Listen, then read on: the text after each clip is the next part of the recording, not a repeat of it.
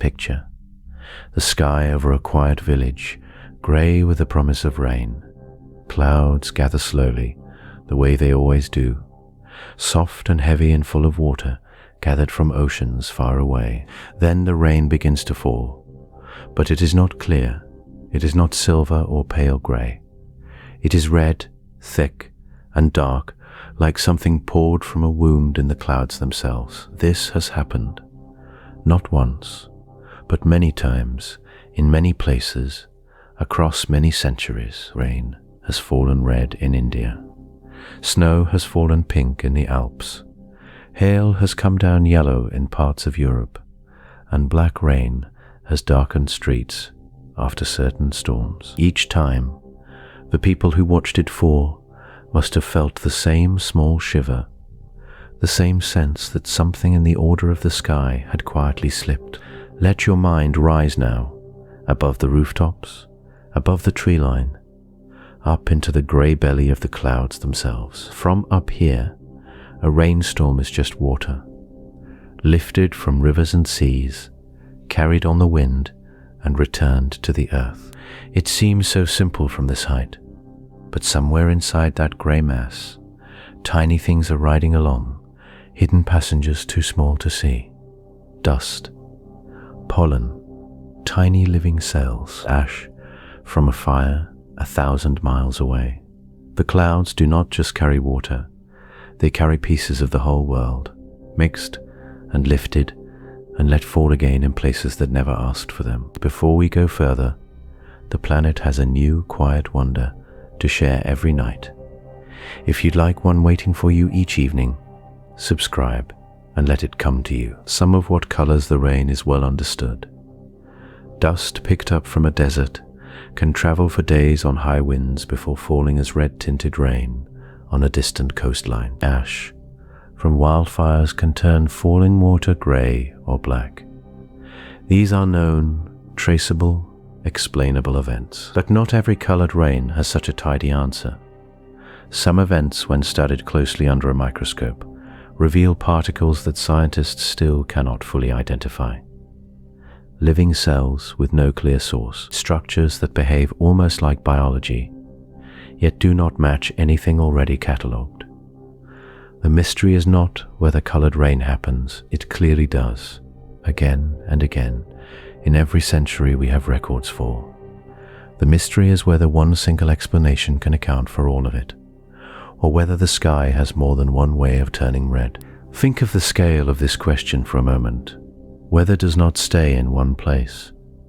A storm system over the Sahara Desert can lift fine mineral dust 10,000 feet into the air, and that same dust can drift for days, crossing entire seas, before falling as tinted rain over Spain or Italy, or even farther north. In this sense, colored rain is a quiet reminder that the sky belongs to no single country. It moves, it mixes, it carries the color of one place and delivers it without warning onto the rooftops of another. And yet dust alone does not explain every case. In 2001, in the Indian state of Kerala, rain fell red for nearly 2 months, in bursts, staining clothes and pooling in courtyards, the color of diluted wine. Researchers who examined the water found microscopic cells suspended inside it, and what those cells were, and where they came from, became a question that outlasted the rain itself. Some researchers pointed to a local algae, a spore blown up from nearby trees. Others noticed the cells lacked something ordinary spores usually carry, and wondered aloud, cautiously, whether the answer might lie somewhere stranger. That idea remains on the far edge of serious study, treated by most scientists as unlikely, but it has never been fully closed either. This is the quiet shape of the mystery we will sit with tonight. Not a single dramatic answer, but a long, slow gathering of clues spread across centuries and continents. Some solved, some only partly solved, some still waiting patiently in old notebooks and old chronicles for someone to look at them again. Colored rain connects a Roman historian describing a strange red shower to a modern chemist studying dust samples under fluorescent light.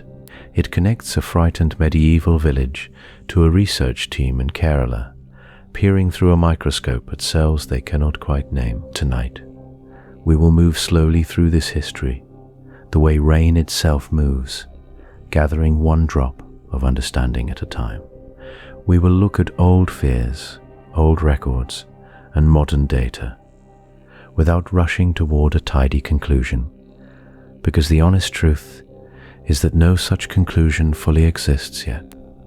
The sky has bled red and yellow and black in more places than most people realize, and it has done so for longer than most people realize too. Let the question settle over you slowly, like rain gathering in a still, dark pond. There is no need to solve anything tonight. There is only the quiet pleasure of wonder.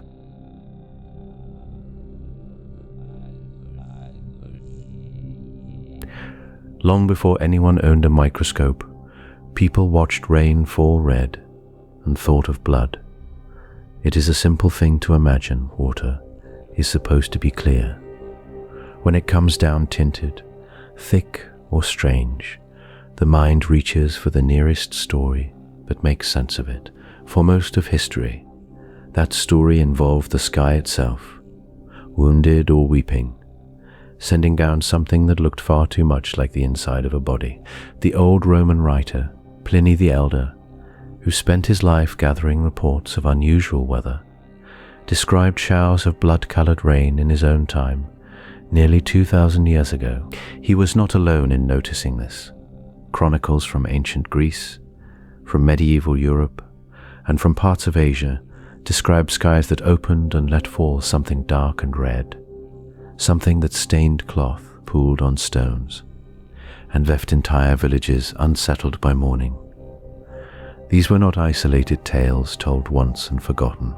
They appear again and again, across centuries, in places that had no way of comparing notes with one another. Think about how strange that repetition is. A farmer in one country and a monk in another, separated by hundreds of years and thousands of miles, might describe almost the same event. Red water falling from a clear or stormy sky.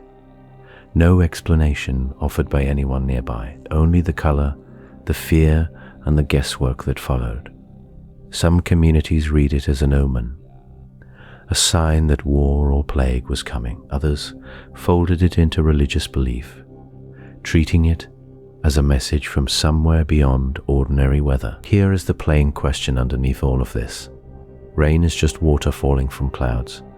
So what exactly makes it come down looking red, or sometimes yellow, green, or black? The honest answer is that more than one thing can do it. And even now, in cases old and new, researchers do not always agree on which cause fits which event. One long-standing idea points to dust. Certain regions of the world, especially deserts, produce enormous amounts of fine mineral particles that wind can lift high into the atmosphere. If that dust is rich in iron oxide, the same reddish compound found in rusted metal, it can tint clouds and rain a deep orange or red. This is not a rare or exotic process. It happens on a large scale even now, and scientists can often trace the dust back to a specific desert thousands of miles away. A second idea points not to rocks, but to life. Some researchers have proposed that tiny living things, or the tough outer walls of biological cells, can be swept up from lakes, soil, or even the sea, carried into storm systems, and rained back down far from where they started. This idea sounds almost too delicate to be true. Something small and alive, riding inside a raindrop across a continent. Yet spores, pollen grains, and certain algae are lightweight enough that wind alone can carry them surprising distances.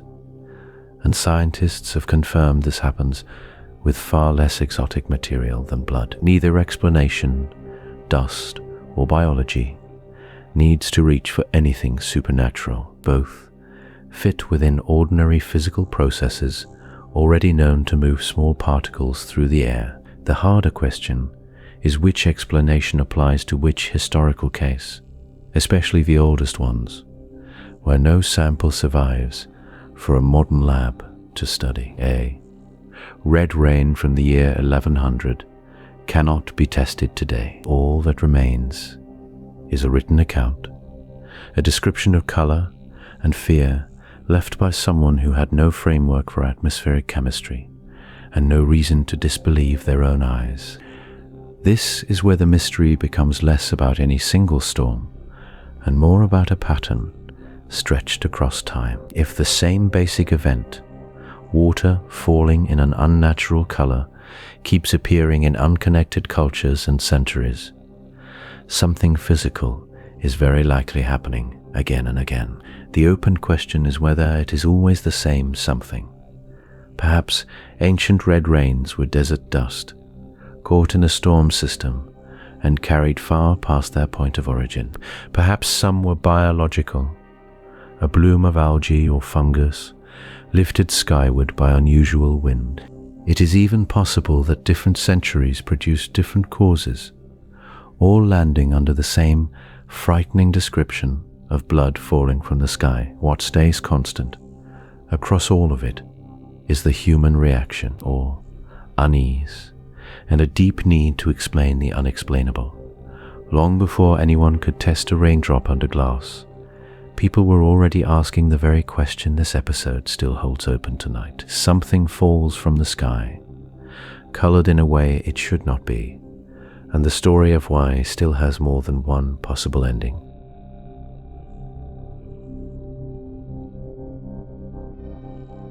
In the summer of 2001, in a quiet corner of southern India called Kerala, the sky did something that no one there had ever seen.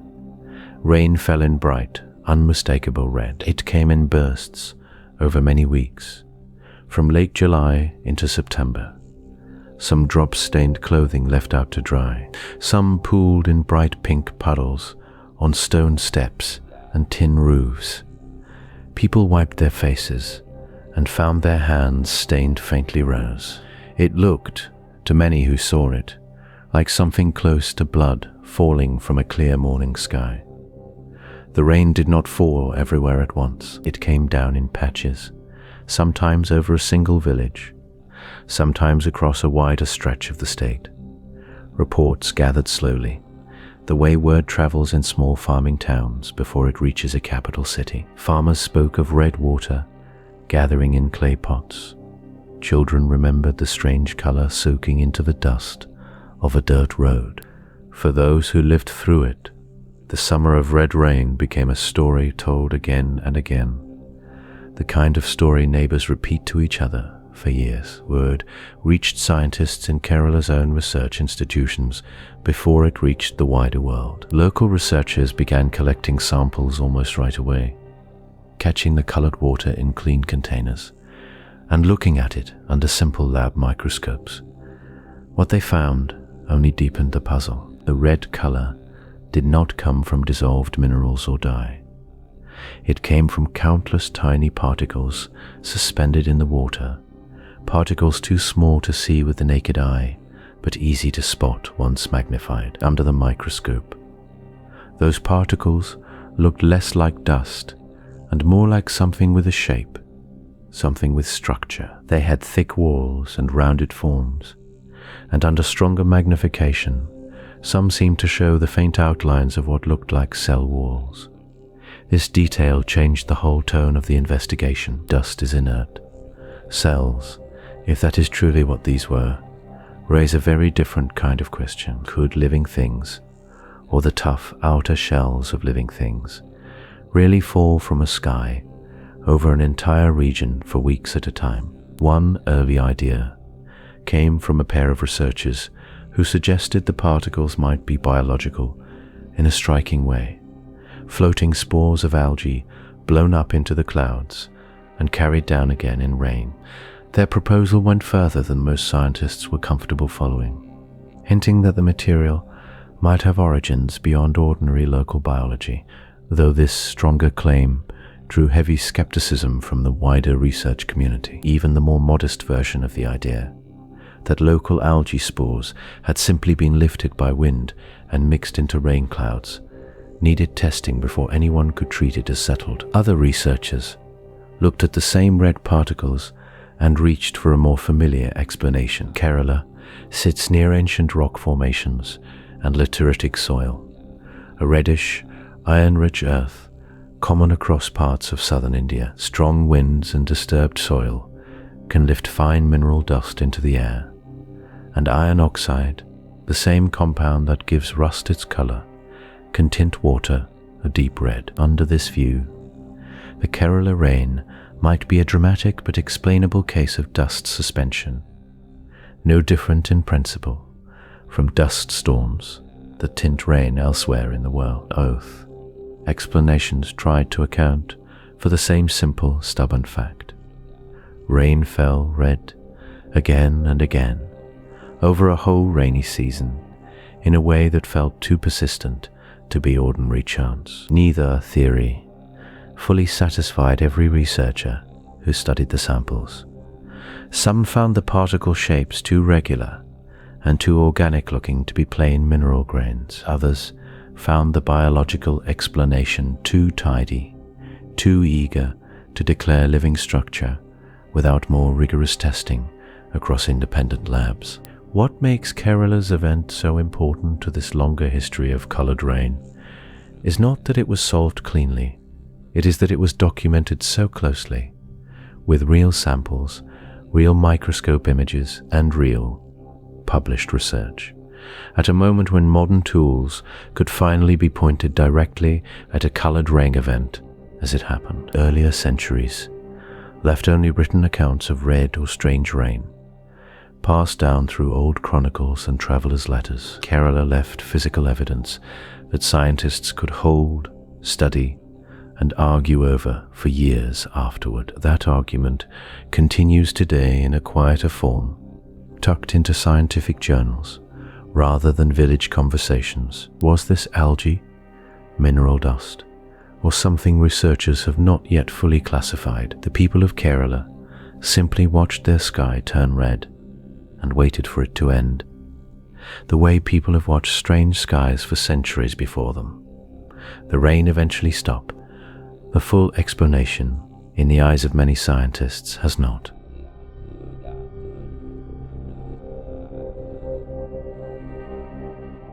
When the red rain finally reached a laboratory bench in Kerala, it stopped being a story and became a sample. Someone had to look at it closely. A chemist, or a biologist, or perhaps both, sat with a small vial of pink water and asked the same question the villagers had asked. What is actually in this?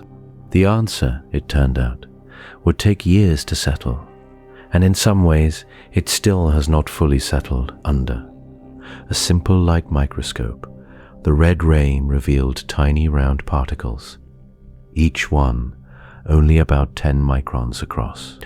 That is roughly 1/10 the width of a human hair, small enough that thousands could fit inside a single raindrop.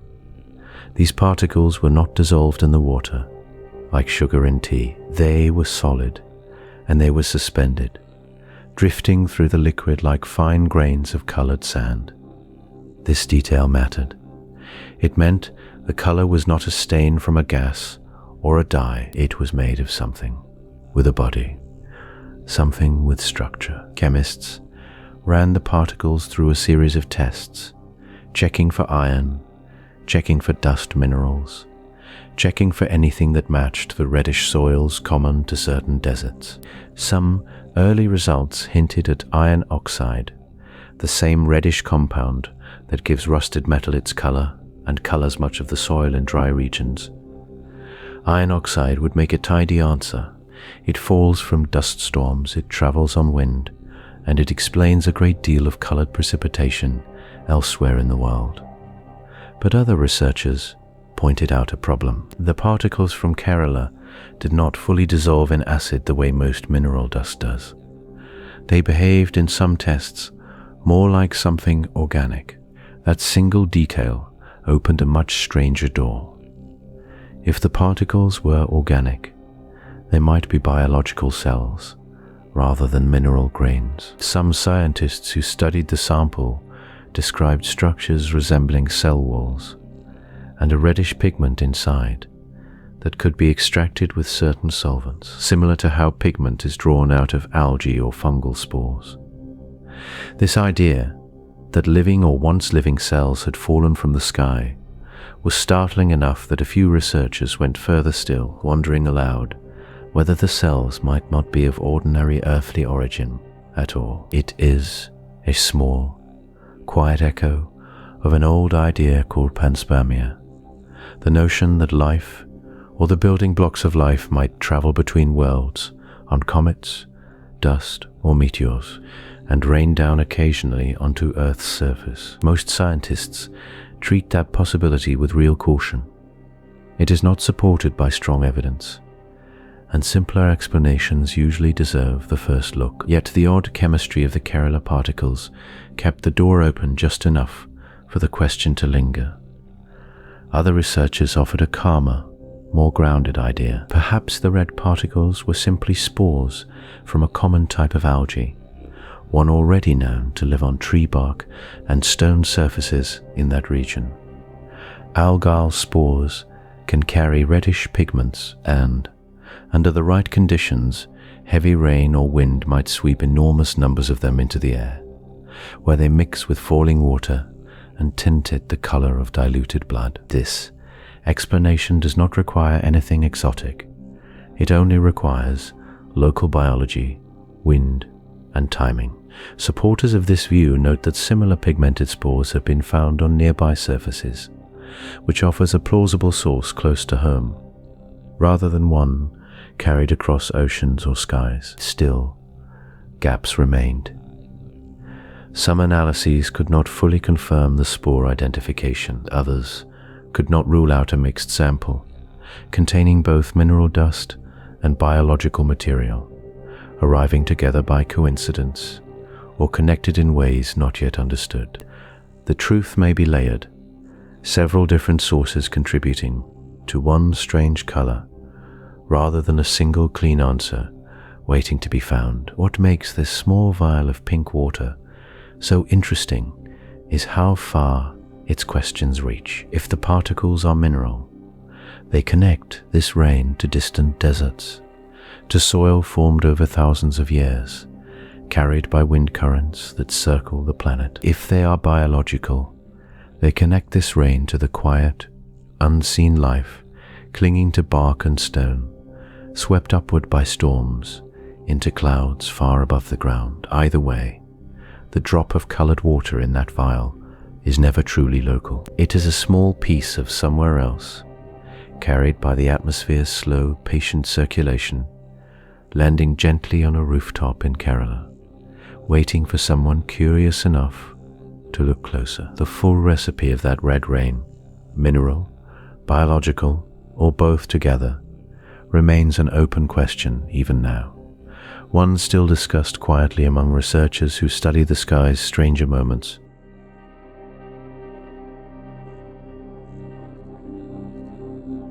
Picture a desert with no edges. The Sahara stretches for over 3 million square miles, a sea of sand and rock under a pale, heavy sky. Wind moves across it the way water moves across a beach, lifting the smallest grains and carrying them up, past the height of any bird, into currents of air that circle the whole planet. This is one of the quiet forces behind colored rain, and it does not need anything alive to work. It only needs wind, heat, and distance. Every year, storms over the Sahara pull huge clouds of dust into the sky. Scientists estimate that hundreds of millions of tons of this dust leave the desert each year, drifting on currents high above the ground. Some of it crosses the Atlantic Ocean in a matter of days, settling over the Caribbean and the Americas. Some of it drifts north, over the Mediterranean Sea, and falls on Europe. When that dust meets rain clouds, it can come down, mixed with the water, turning ordinary drops the color of clay, rust, or dried blood. This explanation has real weight behind it. Iron oxide, the same mineral that gives rust its color, is common in desert soil. When rain carries iron-rich dust down from the clouds, it stains rooftops, cars, and puddles a deep orange red. Spain has seen this many times. So has southern France and parts of Greece and Italy. Meteorologists can often trace the dust back to its source using satellite images, watching a pale plume leave North Africa and spread slowly across the sea like a stain spreading through water. In many of these cases, the mystery has a fairly confident answer. The color came from far away, carried by wind alone. But not every colored rain event fits this pattern so easily. The dust theory works well when the timing lines up with a known desert storm, and when the chemistry of the residue matches desert soil. It becomes harder to apply when the rain falls somewhere with no obvious upwind desert, or when the particles inside it do not match any known mineral source. This is part of why the Kerala event, and others like it, resisted a simple dust explanation. The material recovered from those red rains did not behave like sand or clay under a microscope. It behaved like something else entirely, something with structure, something that some researchers thought looked almost organic. Wind alone cannot explain everything either. For dust to travel far enough to color rain in a distant country, it needs help from more than one force working together. Heat from the sun warms the desert floor, creating rising columns of air that lift fine particles upward. High-altitude wind patterns, moving in wide, looping currents, then carry that dust for thousands of miles before it ever meets a raindrop. Gravity plays its part too, but slowly. The heaviest particles fall first, sometimes within hours, while the lightest can stay aloft for a week or more, drifting far past their point of origin before rain finally pulls them down. This layered movement helps explain why colored rain often seems to appear without warning. The wind that carries the dust is invisible. The dust itself is often too fine to see with the naked eye, until it collects in far greater amounts than usual. A person standing under a red or orange rain shower may have no idea that the color began its journey a continent away, lifted by heat, carried by wind, and finally brought down by the ordinary mechanics of a rain cloud gathering moisture until it can no longer hold on. Some researchers argue that dust transport alone accounts for the vast majority of historical colored rain reports, especially in regions near deserts. Others are more cautious, pointing out that dust explains the chemistry of many cases, but not all of them. The disagreement is not about whether dust travels this way. That part is well documented and measurable.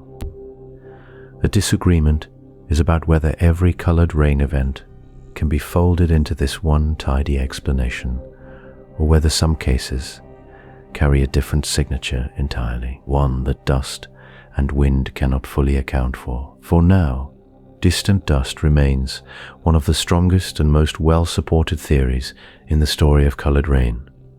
It is patient, physical, and easy to trace when the conditions line up, but it leaves at least one open question drifting behind it, unanswered, the same way fine dust lingers in the upper air, long after the storm that lifted it has passed. If not all colored rain comes from mineral dust, what else might be riding those same high winds?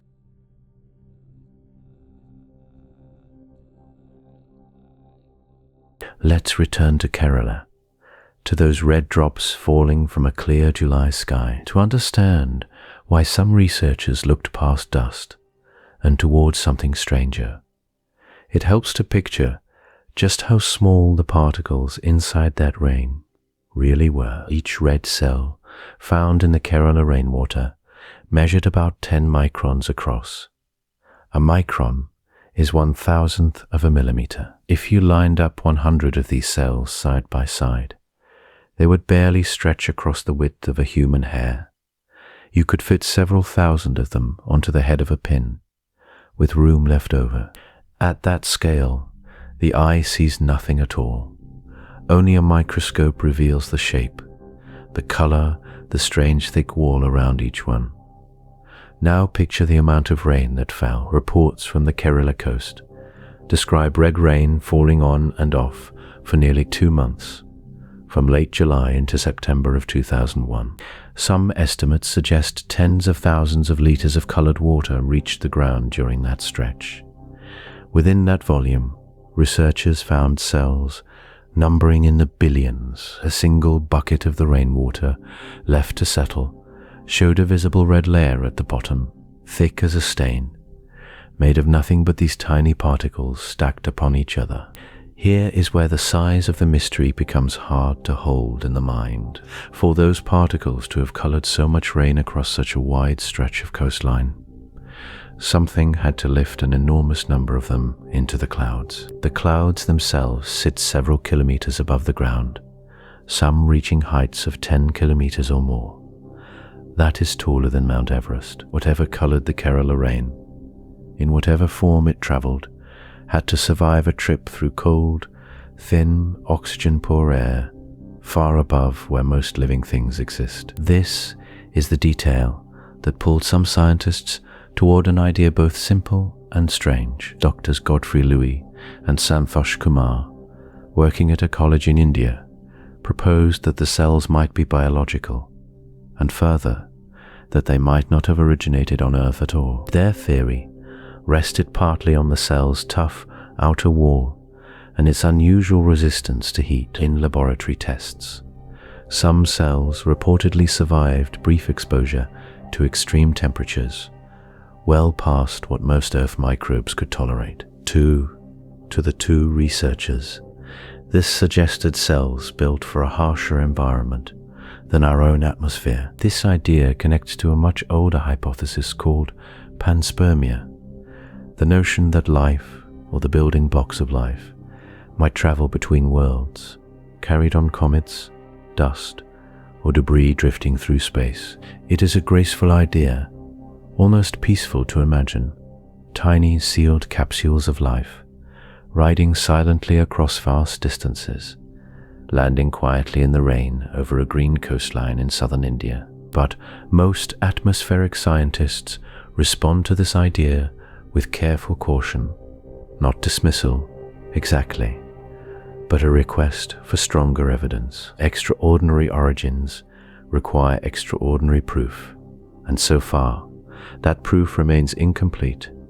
The competing view keeps things closer to home. Many researchers argue the cells are almost certainly a known form of algae, likely from a genus already present in ponds, rooftops, and rock surfaces near the region where the rain fell. Under this view, no space voyage is needed.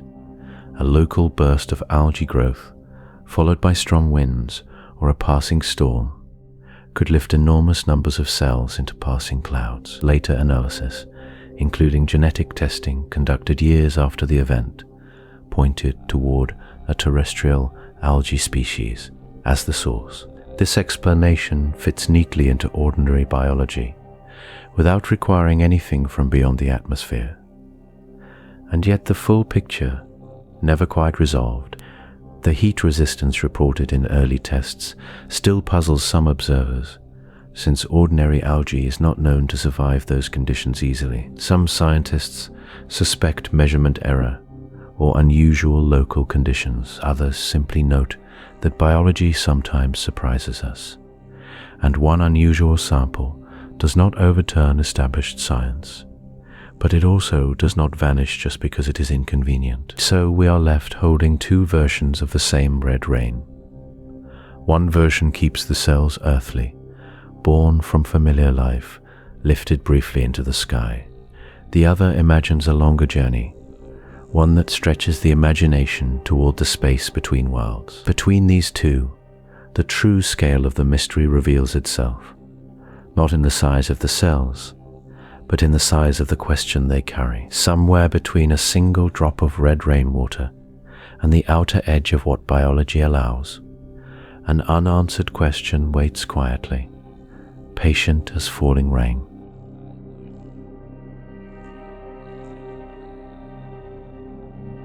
Picture the air above Kerala on an ordinary afternoon, before any rain falls at all.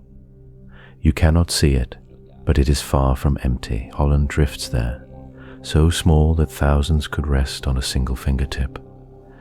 Dust rises from dry fields. Bacteria float upward on warm currents, and somewhere among them, spores travel too, tiny and patient, waiting for a place to land. Spores are the resting form of certain fungi and algae, tough little capsules built to survive harsh conditions. They can be lighter than dust, small enough to be lifted by the gentlest breeze and carried for miles without ever touching the ground. If you could shrink yourself down to their size and float beside one, you would see something almost like a seed, round or oval, its outer wall thick and faintly textured, built to protect whatever is sleeping inside. Some researchers who studied the Kerala rain looked closely at this hidden layer of the sky and wondered if it held the answer. Their idea was simple in shape, even if the details were not. Perhaps a colony of algae, growing somewhere in the region, released enormous numbers of these tiny cells into the air. Wind could have gathered them the way it gathers dust before a storm. Rain could have swept them down again, staining the drops the deep red that so many people saw falling on their roofs and fields. To test this, scientists needed to look at the cells themselves, not just imagine them from a distance. Under a microscope, the particles found in the red rainwater did look like biological cells. They had the rounded shape and layered wall that spores often have. Some samples appeared to swell slightly when placed in certain nutrient solutions, which made a few researchers wonder if something inside them might still be capable of responding, even faintly, to its surroundings. That single observation opened a door that has never fully closed.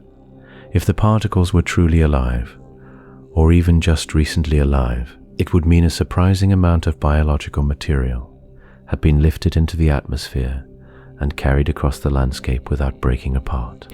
It would also raise a quieter question underneath the first one.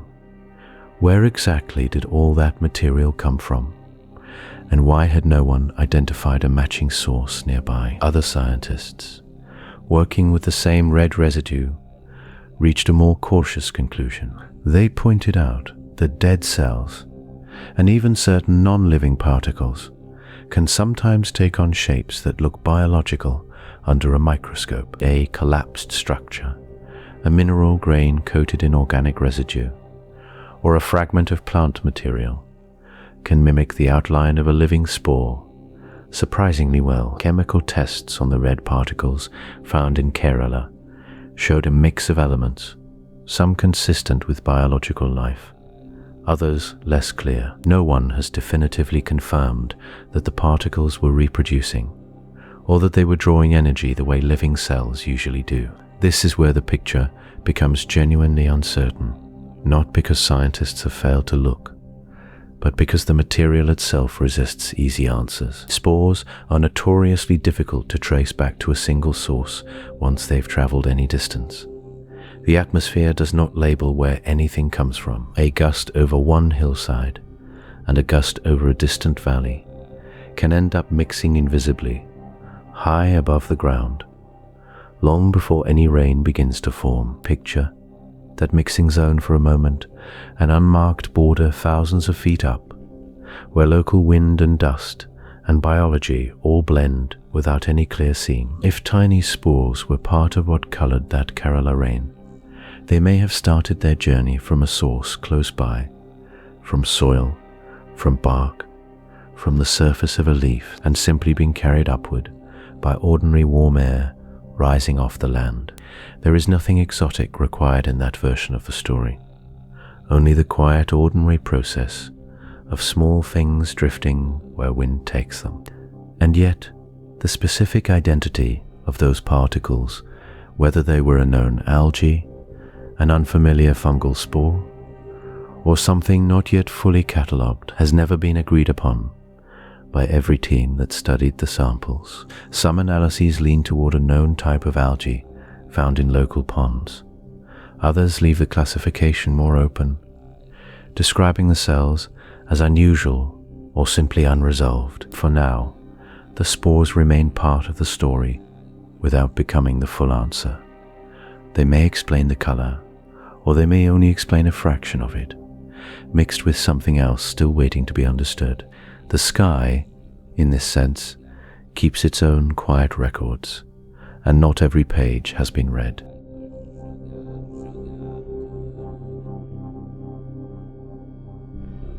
Let us go back to that summer in Kerala and look closer this time, not at the sky, at the water itself, resting quiet in a glass jar on a laboratory bench.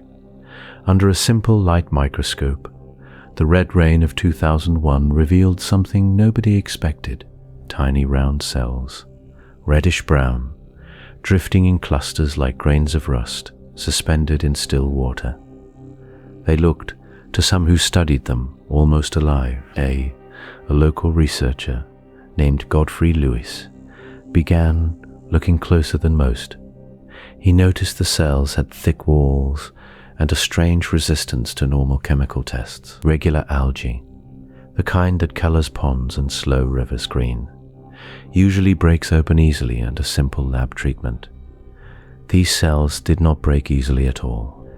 They held their shape under heat that would destroy most living things on Earth. And this single detail became the seed of a much larger question. Louis proposed something bold. He suggested the red cells might not come from Earth at all. His hypothesis, published quietly in academic journals over the following years, argued the cells could be a form of extremophile life, organisms built to survive in extreme heat or cold, perhaps riding to Earth on a passing comet or meteor fragment.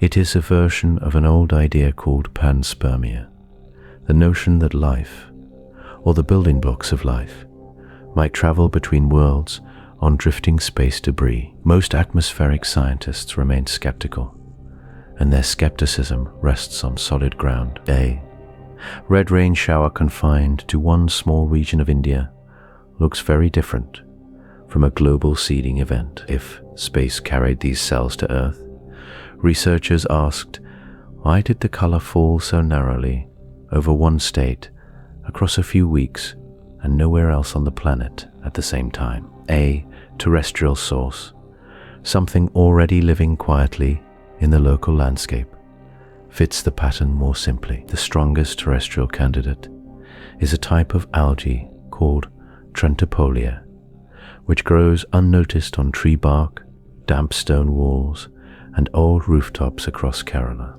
It often appears as a faint orange or rust-colored film, easy to miss unless you know to look for it. Some researchers believe local weather conditions, perhaps a burst of unusually strong wind or turbulence, may have lifted enormous quantities of these algal spores into passing storm clouds, where they mixed with condensing rain and fell back down as color. Genetic testing, done years later on preserved samples, found DNA consistent with algae native to the region, which lent real support to the earthly explanation.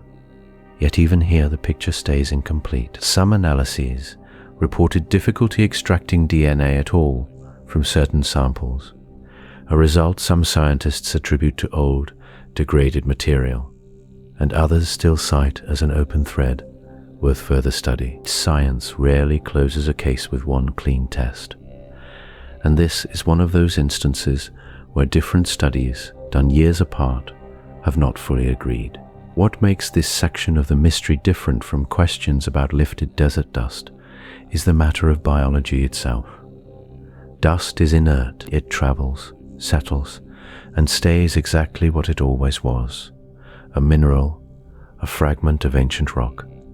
Living cells raise a stranger question. Could a spore, an algae cell, or something like it, survive the brutal cold and radiation of the upper atmosphere, ride inside a cloud, and emerge unharmed on the other side. If Trentipolia spores can do this locally, within one region's clouds, it opens a small, quiet door to the possibility that biology and weather are more intertwined than we usually imagine. Not extraterrestrial life, something closer to home, using the atmosphere as a temporary and unlikely carriage.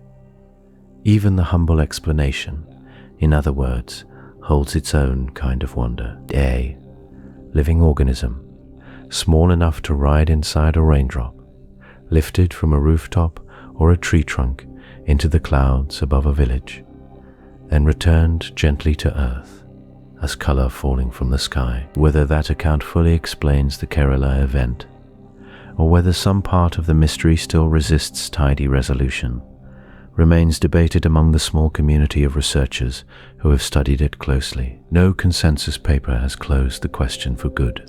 The samples, decades old now, sit preserved in a few laboratories, waiting for whatever new instrument or genetic method might someday settle the argument more firmly. For now, the red rain of Kerala remains what it has been since the first jar was collected, a real event, a real color, and two competing stories about where that color came from, each one resting on evidence that convinces some scientists and leaves others quietly unconvinced.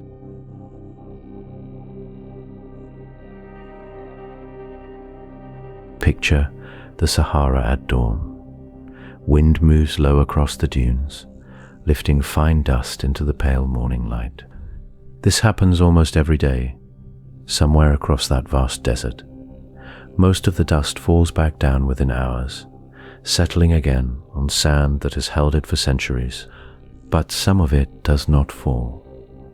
Some of it rises higher, caught by winds that blow steadily toward the north and west, and begins a journey that can carry it thousands of miles from home. Scientists who study the atmosphere call this a Saharan dust plume, and it happens in rhythmic pulses tied to the seasons. Warm months tend to lift more dust into the upper air. Spring and summer bring conditions that let fine particles travel farther and stay aloft longer. This is not a single event. It is a cycle, repeating year after year, moving in waves that swell and fade as temperatures shift and winds change direction. Some years bring thick plumes that darken skies as far away as the Caribbean. Other years bring only a thin haze that most people never notice. When this dust meets rain clouds over Europe, something visible happens.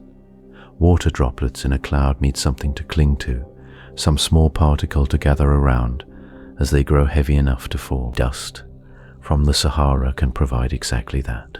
When enough of it is present, the rain that falls carries a reddish or orange tint, sometimes strong enough to leave a fine film of color on car windshields and outdoor furniture. Spain has seen this many times. So has southern France, and occasionally places even farther north, where a dusty haze settles over rooftops after a storm has passed. This gives us one clear, well-documented cause for some colored rain events: dust analysis.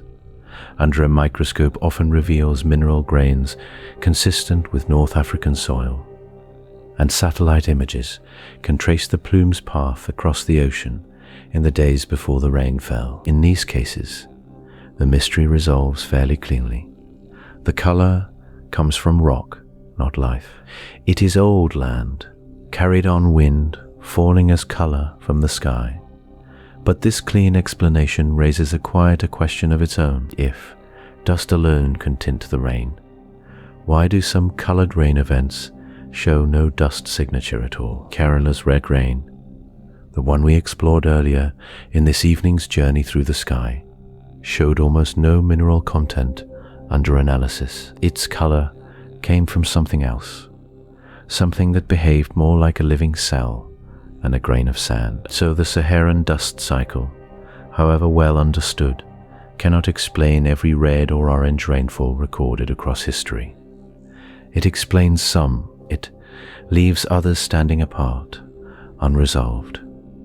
There is also the matter of scale and timing. Saharan dust events tend to follow a predictable seasonal rhythm, rising and falling with weather patterns that meteorologists can often forecast. Red rain events tied to biological material do not follow this same schedule. They appear unevenly, sometimes years apart, sometimes clustered strangely close together in a single region. This difference in rhythm is one of the reasons researchers hesitate to group all colored rain under one single cause. The desert breathes in a pattern we can trace. The stranger cases do not seem to follow any pattern we have found yet. Some researchers wonder whether other deserts around the world produce similar effects that simply go unnoticed, since not every dusty rainfall gets collected and studied. Sand from other arid regions, such as parts of Central Asia, has been suspected in a few colored snow events. Though evidence remains thinner there, this leaves an open question about how many colored precipitation cases might trace back to windborne mineral dust that no one thought to test in time. Samples degrade, puddles dry. Snow melts before scientists arrive with the right instruments. What the Saharan dust cycle offers us, more than anything, is a reminder that the sky above one place is never truly separate from land in another. A grain of sand lifted from a dune in Morocco might fall as tinted rain on a rooftop in Portugal weeks later. Distant places speak to each other through moving air, through slow atmospheric rivers that carry small pieces of one landscape into another. It is a beautiful kind of connection, quiet and mostly invisible. Yet even as this cycle answers part of our puzzle, it leaves the deeper question standing. Dust explains some crimson skies. It does not explain the ones that seem alive, the ones that show color under the microscope, but no trace of rock at all. That gap between the well-explained and the still mysterious is where our attention turns next, deeper into the question of what else might ride the wind, and whether the air itself might carry more life than we once imagined.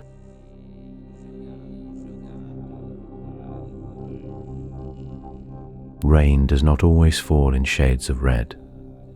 Sometimes it turns yellow, soft and pale, like weak tea, and this color has its own long, quiet history of worry. In parts of North America and Europe, people have woken to find their cars, their porches, and their rooftops dusted with a fine yellow powder after a rain. For some, the first thought is not wonder, it is fear. A yellow rain sounds to modern ears like something chemical, something made, not grown. In the late 20th century, this fear had a name and a shape. During a period of conflict in Southeast Asia, reports spread of a yellow rain falling from aircraft, and some believed it was a chemical weapon. Investigators studied samples closely. What many of them found, again and again, was pollen. Not a weapon at all, but the reproductive dust of pine trees and other flowering plants, swept into storm clouds and carried down again in the rain.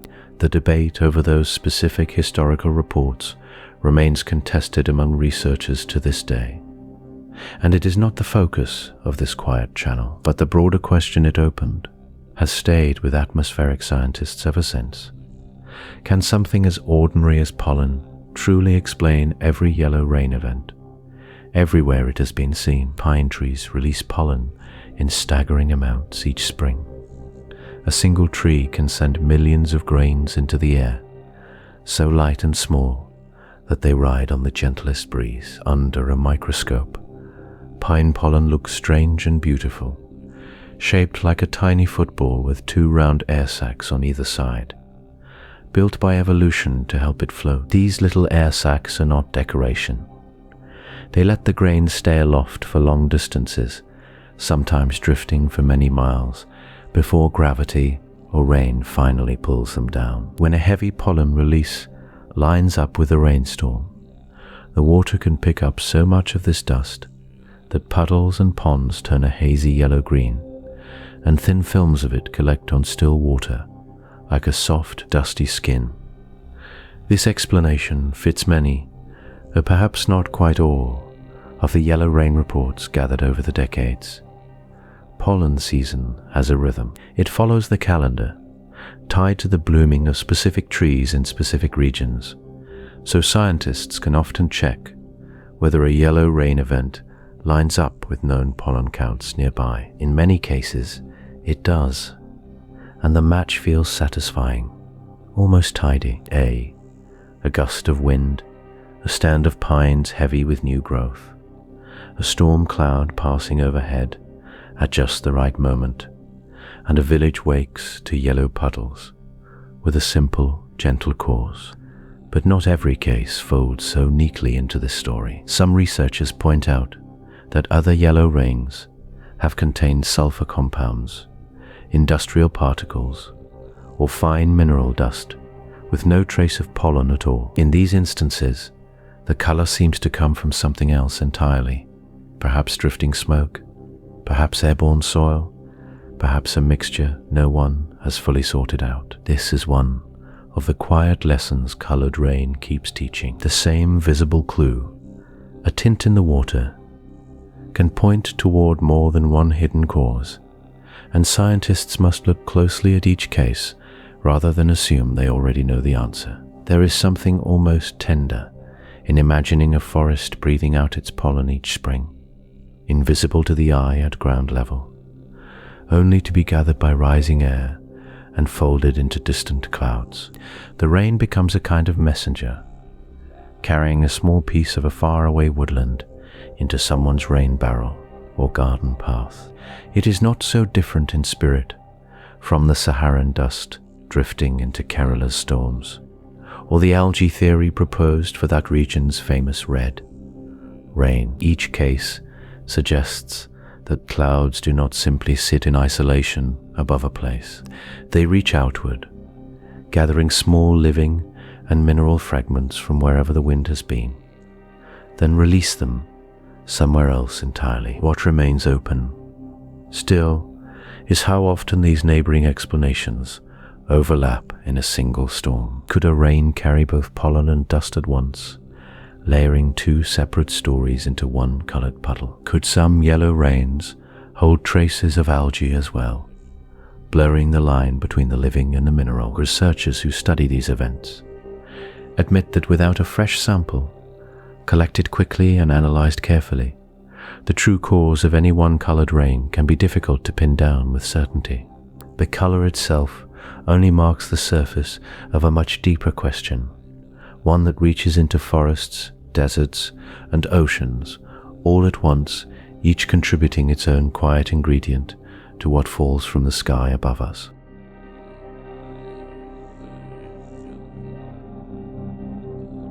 There is a rain darker than any we have spoken of so far. Not red, not yellow, but black, falling from a sky heavy with smoke. This is black rain, and it appears after the largest fires and the largest explosions, when the air itself fills with ash and carbon and fine burnt matter. It is one of the clearest cases where we know, without much doubt, what caused the color. And yet even here, small questions remain about how far such rain can travel and what it picks up on the way. Black rain has followed volcanic eruptions for as long as people have recorded the sky. When a volcano throws ash high into the atmosphere, that ash does not simply drift down on its own. Water vapor gathers around the tiny particles, the way dew gathers on a cold blade of grass. Droplets form, grow heavy, and fall as rain streaked with soot and mineral dust. Villages downwind sometimes wake to find their roofs coated in grey-black film, their rain barrels filled with water the color of wet slate. The link between fire and dark rain reaches beyond volcanoes. Massive forest fires can lift huge amounts of ash and carbon into the lower atmosphere, sometimes high enough to seed nearby clouds. When those clouds release their water, the rain can arrive tinted brown or black, carrying the faint bitter smell of smoke. People living near large wildfires have described this kind of rain for centuries, long before anyone understood the physics of smoke plumes and condensation nuclei, the tiny particles around which raindrops form. One of the most studied cases of dark rain came after events involving fire on an extraordinary scale, where survivors described rain falling black from a sky thick with soot, ash, and debris, carried upward by intense heat. Researchers who later studied these accounts found the darkened rain contained a mix of ordinary combustion products, the same kind of fine particulate matter released by any large, sustained fire. The scientific consensus on the physical cause is solid. What remains uncertain, and still debated by historians of science, is the full scope of what such rain contained and carried across the affected region, since records from the time were incomplete and difficult to verify with modern methods. This uncertainty is part of a larger pattern we keep meeting in the story of colored rain. The broad mechanism can be well understood, while the fine details stay stubbornly out of reach. We know ash and soot darken raindrops. We are far less certain, in any single black rain event from history, exactly which particles were present, in what amounts, and how far they traveled before falling. Old accounts rarely include the kind of chemical detail a modern atmospheric scientist would want. Compare this to Kerala's red rain, or to the pink snow of high mountain slopes. Those cases involve a genuine debate over living versus non-living causes. Black rain does not carry that same argument. Almost every documented case points toward combustion, ash, or fine mineral dust lifted by intense heat. The open question here is not what type of thing colors the rain, but rather how consistent the pattern is across very different fires, in different climates, under different wind conditions. Does a slow-burning peat fire release the same kind of particle as an explosive volcanic blast? The physics differs, even if the visible result, dark rain, looks similar to the eye. There is also the matter of scale. Some black rain events cover only a few square miles following a single large fire. Others, tied to major volcanic eruptions, have darkened rain across regions spanning hundreds of miles, carried by winds far from the original eruption site. Researchers studying ash plumes have found that the smallest particles, sometimes just a few thousandths of a millimeter wide, can stay suspended in the atmosphere for days or even weeks. This raises a quiet question that connects black rain to every other colored rain we have discussed. How far can a tiny particle travel before it finally comes down in someone's rain barrel, in a place far removed from wherever it began? Black rain, in the end, gives us something rare in this subject, a case where the basic core seems settled, while the fine texture of the event stays soft around the edges. It reminds us that fire, whether from a mountain or a forest, can reach into the sky and mark the water falling from it. The exact reach, the exact mixture, the exact path each dark drop travels before it lands. These are the parts of the story that remain even now, only partly written. We turn next to the smaller mysteries hiding inside every colored drop, no matter its shade.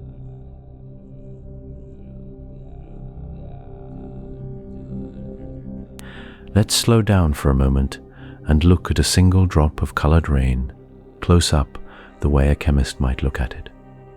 Under bright lab light, magnified many times, that drop is not just red or yellow or green. It is a small world of shapes and fragments, each one holding a clue.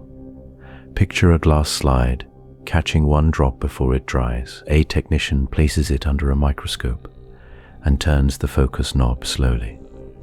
At first, there is only a blur of pink water. Then, gently, shapes begin to sharpen. Round cells with thin walls, tiny rods of mineral dust, sometimes a fine web of broken plant material, small enough to have ridden the wind for days. This is where the real puzzle lives.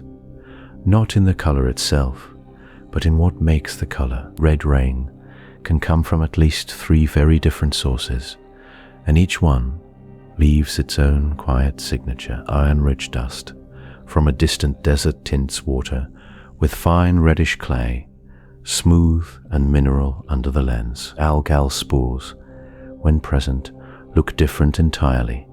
Organic, textured, faintly structured like tiny sacs, and in a few rare cases, chemists find both minerals and biological material mixed together, which only deepens the question of where the color truly comes from. Chemists often start with something called a spectrophotometer, a device that measures how light passes through a liquid. Simply put, it tells you which colors the sample absorbs and which it lets through. Each material has its own quiet fingerprint in this test. Iron oxide, the reddish compound found in rusted metal and desert soil, absorbs light in a very particular way. Certain algae and fungal spores absorb light differently, following patterns tied to the pigments inside living cells. When scientists compare a colored rain sample to a known fingerprint, sometimes it matches cleanly, sometimes it does not. The most famous case from Kerala in southern India gave researchers a genuine puzzle to sit with. Some researchers who studied the sample said the cells could survive and even multiply at high temperatures unusual for local organisms, though other scientists who examined the same material later argued the cells were ordinary algal spores from a type of lichen common in the region, simply behaving oddly under the test conditions used. Both groups looked at the same tiny particles. Both used careful instruments, and still, decades later, there is no full agreement on which explanation is correct. Part of what makes this so delicate is scale. The particles involved are often smaller than the width of a human hair. A single teaspoon of colored rainwater might hold thousands of these tiny fragments, each one a small chapter in a larger unanswered story. Analyzing them requires extreme care, because a single stray speck of dust from a lab bench or a bit of pollen drifting through an open window can contaminate a sample and quietly shift the results. There is also the question of chemistry that changes as water dries. A drop of colored rain sitting in a jar can slowly shift as pigments degrade in light or oxidize in air. This means researchers often need to test a sample within hours of collection, while the color is still true to what fell from the sky, waiting. Even a day can blur the very details that might have solved the mystery. Some chemists find quiet beauty in this uncertainty. Air. Fresh sample of red rain, examined at just the right moment, can show a color made of thousands of tiny particles suspended perfectly in clear water, each one catching light in a slightly different way. It is less like paint and more like a fine mist of stained glass, dissolved and floating. Whether the color comes from dust lifted off a distant plain, or algae swept up by wind and storm, or some combination the tests cannot fully separate. The smallest details rarely give a simple answer. Every magnified view offers more texture, more shape, more quiet complexity, and often one more question rather than a final one. For now, the chemistry of a single colored drop remains a small, unfinished story, waiting patiently under glass for someone to look again.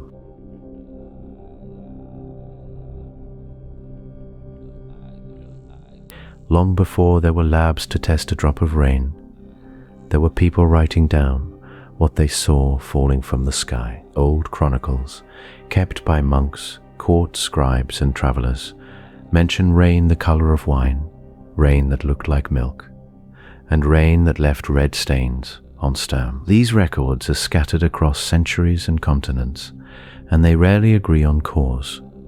What they share is a kind of careful attention. Someone thought the event was strange enough to write down, and strange enough that others might need to know. In ancient Rome, the writer Livy kept a running account of unusual omens tied to the state. Among them are entries describing rain that seemed to fall red, sometimes linked to reports of blood-colored springs or stained cloth. Livy was not a scientist in any modern sense. He was recording what the city believed mattered, often folding natural events into a larger story about the favor or anger of the gods. Historians today read these passages with care. They cannot test the rain Livy described. They can only ask what combination of dust, mineral runoff, or storytelling might explain a 2,000-year-old sentence. Medieval Europe kept its own strange sky records. Chronicles, in what is now France and Germany, describe red rain falling during years of war or plague, often treated as a sign from above rather than a weather event to explain. One theory offered, much later by scientists looking back at these accounts, is that Saharan dust storms, the same wind-carried mineral clouds still tracked by satellites today, likely reached parts of southern Europe. In some of these events, the color would have come from fine iron-rich sand lifted out of North Africa and mixed into rain clouds far to the north. It is a tidy explanation, but it cannot be confirmed for every account, since no sample of that rain survives for study. The chroniclers wrote what they saw. They did not think to save a jar of it.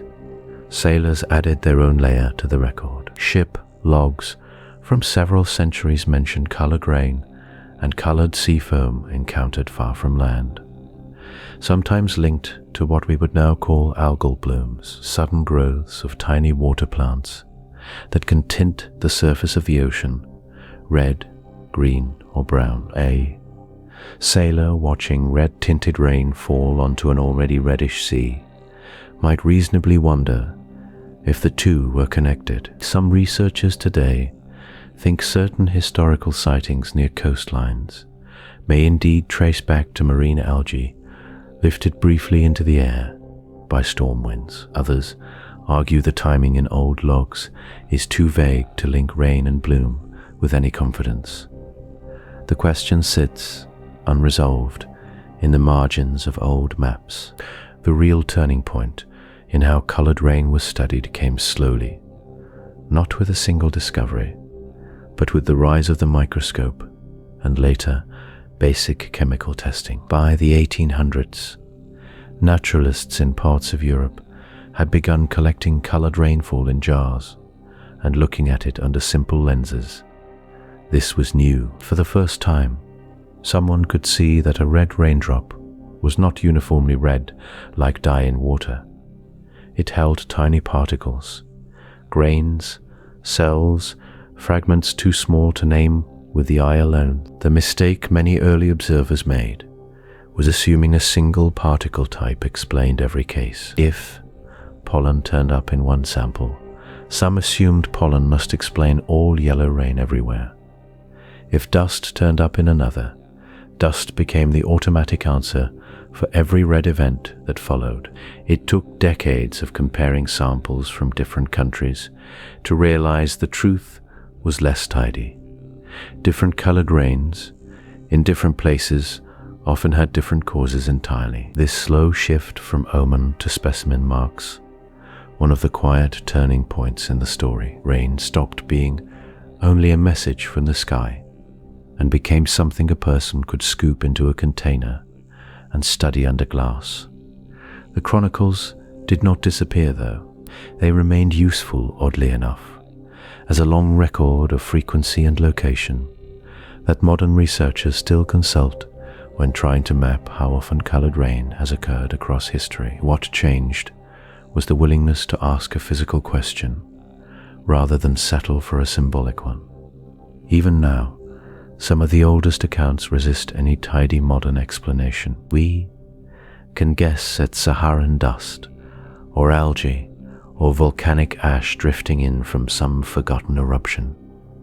We cannot always know for certain. The old chronicles remain half history, half mystery, waiting quietly for anyone willing to look closer at what a long-dead observer once thought worth writing down.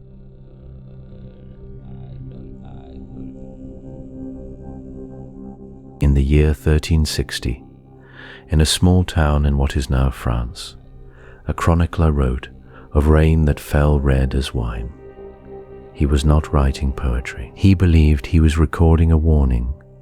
Across medieval Europe, this kind of sky was never treated as ordinary weather. It was treated as a message, sent from somewhere beyond the clouds.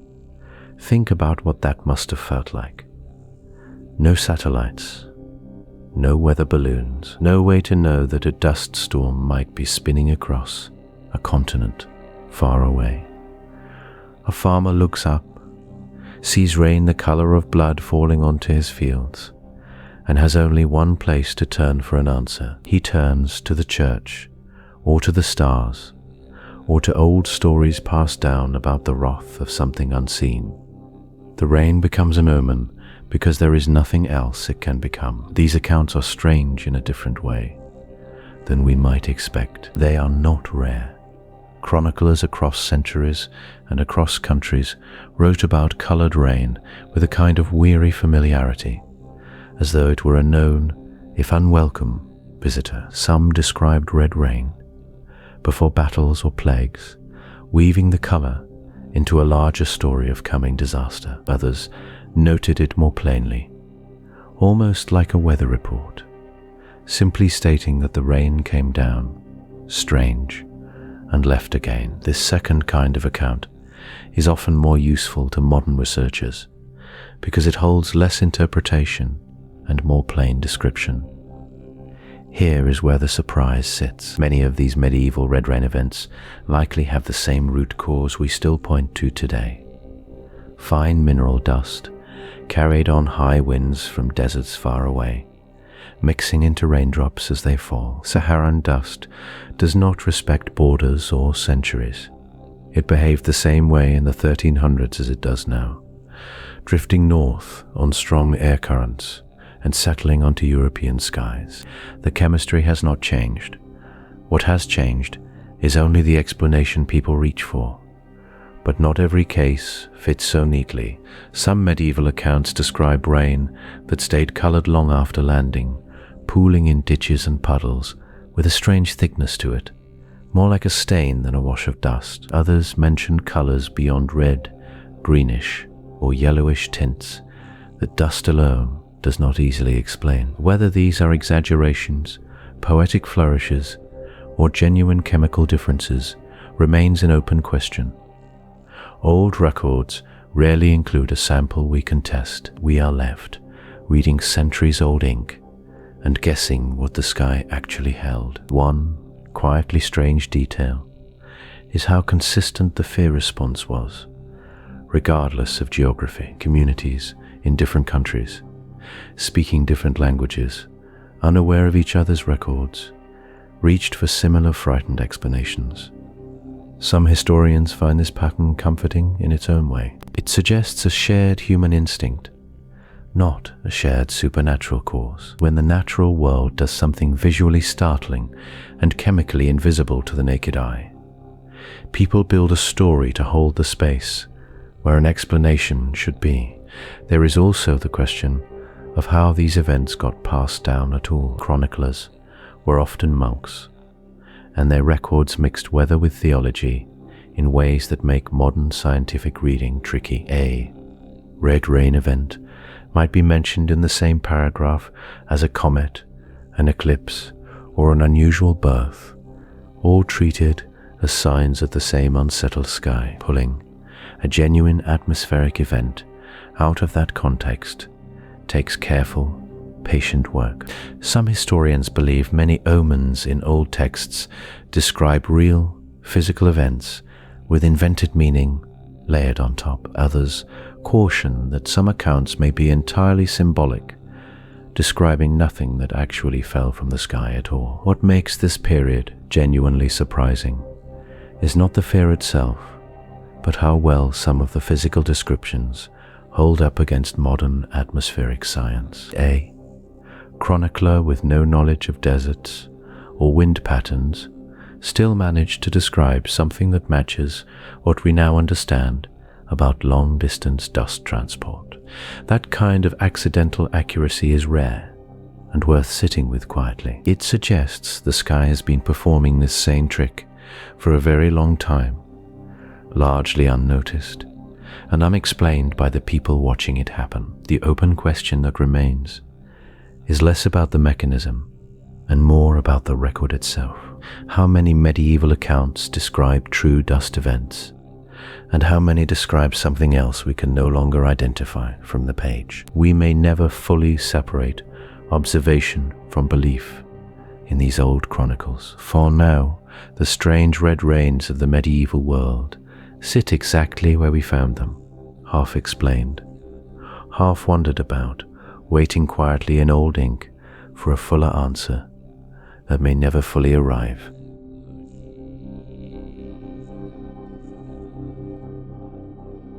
Before any color falls from the sky, something has to lift it there.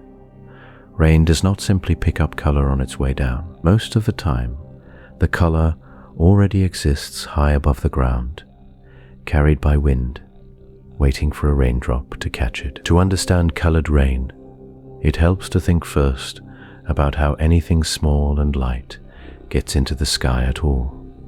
And for that, we look to storms. A storm is more than rain and thunder. It is a machine built from moving air. Warm air near the ground rises, cooling as it climbs, and this rising motion is called an updraft. Inside a strong storm, an updraft can move faster than a car on a highway. That kind of force can lift more than water vapor. It can lift dust, pollen, tiny insect fragments, and fine mineral grains, carrying them far above the clouds where we usually imagine weather to live. Deserts are one of the great suppliers of this lifted material. The Sahara alone sends hundreds of millions of tons of dust into the air every year. Much of it drifts west across the Atlantic Ocean, some of it reaching the Caribbean and the Americas. Some drifts north instead, settling over Europe. When that dust meets a rain cloud, it can act as a nucleus, a tiny seed that water vapor gathers around to form a raindrop. If the dust is reddish, rich in iron oxide, the raindrop can carry that color down with it. This is one working explanation for red rain events far from any desert. The theory holds together well in many cases, especially when researchers trace the dust back to a known storm system moving off North Africa. But not every colored rain event lines up so neatly. Some fall in seasons when no known dust storm was active. Some carry particles that do not match desert mineral profiles at all. The storm lifting theory explains a great deal, yet it does not explain everything, and that gap is where the mystery keeps its footing. Volcanoes offer another kind of lift into the same story. A large eruption can throw ash and fine particles miles into the atmosphere, well above where ordinary storms operate on their own. Once there, this material can travel around the globe, sometimes for months, tinting sunsets and occasionally settling into precipitation as odd-colored rain or snow. Volcanic ash has a very different texture and mineral signature than desert dust, so scientists analyzing a colored rain sample can often tell the two apart under a microscope. But identifying the source does not always answer the deeper question of why one storm intercepts that material and turns it into visible red or gray rain, while 1,000 other storms let similar particles pass unnoticed. The ocean plays a quieter role in this same system. Sea spray lifts tiny salt particles into the air, and these too can become the seeds around which raindrops form. In coastal areas, Unusual algae blooms sometimes release organic particles that get pulled upward in the same way, joining the mix of things a storm might carry. Some researchers wonder whether certain colored rain events, especially ones with an organic or biological texture under the microscope, might trace back not to distant deserts, but to nearby waters lifted by local wind and folded into a passing storm. What makes this section feel like a kind of symphony is the sheer reach of the connections involved. A grain of iron-rich dust from the Sahara can end up coloring rain over a village in Italy. Volcanic ash from one mountain can dim skies and tint precipitation on a continent that never felt the eruption's tremor. Sea spray from a warm coastal current can rise into a storm and fall hours later as something faintly tinted far from the water it began in. The atmosphere does not respect borders. It moves material from one part of the world to another as part of its ordinary, constant work. Still, the Omens picture has an unfinished edge. Storms explain how small particles get lifted and carried, but they do not fully explain why certain rain events turn so vividly colored, while so many others, lifting similar material, produce rain that looks perfectly clear. Perhaps it depends on concentration or timing or something about the storm's structure that scientists have not yet mapped in detail. The lifting mechanism is well understood in principle. The precise recipe that turns ordinary rain into red, yellow, or black rain remains only partly written, and that unfinished page is part of what keeps this question so quietly alive.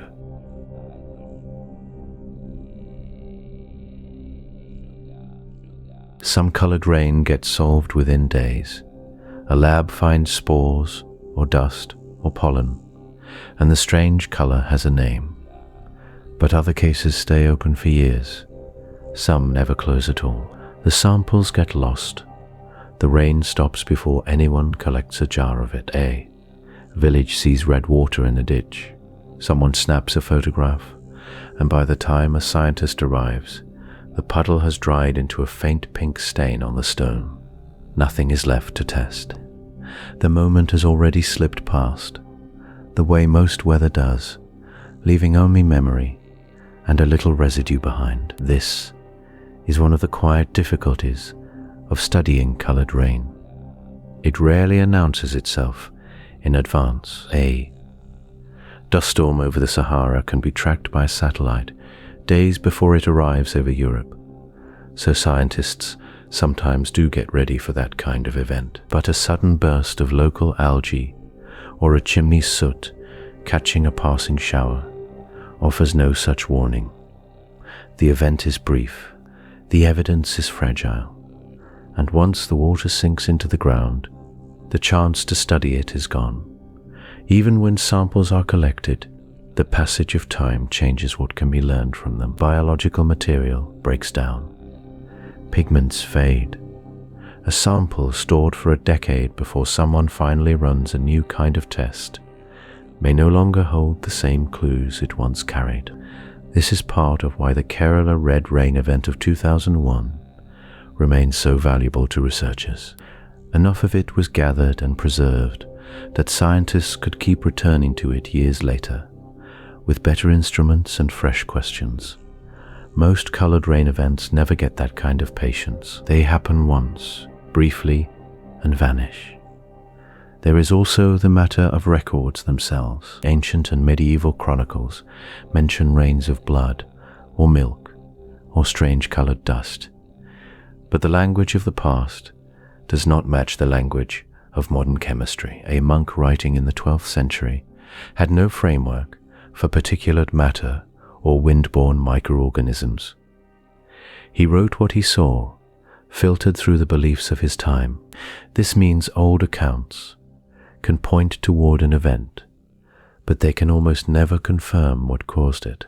The gap between an old description and a modern explanation may never fully close, no matter how carefully historians try to translate one into the other.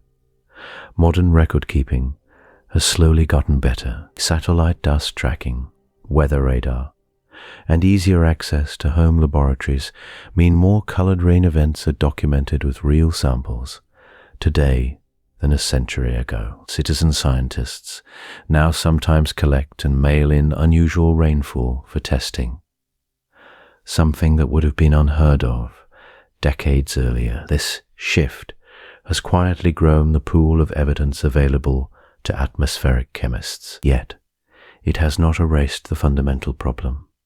Rain still falls fast, dries fast, and disappears. The tools have changed. The window of opportunity has not. Some researchers wonder whether unexplained colored rain is becoming more common, tied to increased dust transport from expanding dry regions, more airborne industrial particles, or algae blooms responding to warming waters. Others caution against reading a trend into what may simply be better reporting. A village in a remote area might have experienced red rain many times over the centuries without anyone outside ever hearing about it. Now, with phones and social media, a single strange shower can travel across the world within hours. It becomes difficult to separate a true rise in frequency from a rise in visibility. What stays constant through all of this change is the pattern of loss. Weather does not wait for scientists to arrive with sample jars and microscopes. It falls, colors the ground, and moves on, indifferent to whether anyone managed to bottle it in time. Even now, in an age of satellites and instant communication, a good number of colored rain reports remain nothing more than photographs and eyewitness memory. No sample, no verdict, no closing of the file. Perhaps this is simply the nature of studying something so brief and so local. The atmosphere is vast, but any single rain shower is small and short-lived, a passing moment in a system that never stops moving. Each unexplained case joins a long, slow accumulation of near misses stretching back centuries. A quiet reminder that not every mystery arrives with the evidence needed to solve it. Some questions may simply outlast our ability to catch the answer falling from the sky. Whether that changes in the coming decades, as tools sharpen and reporting spreads, remains its own open question.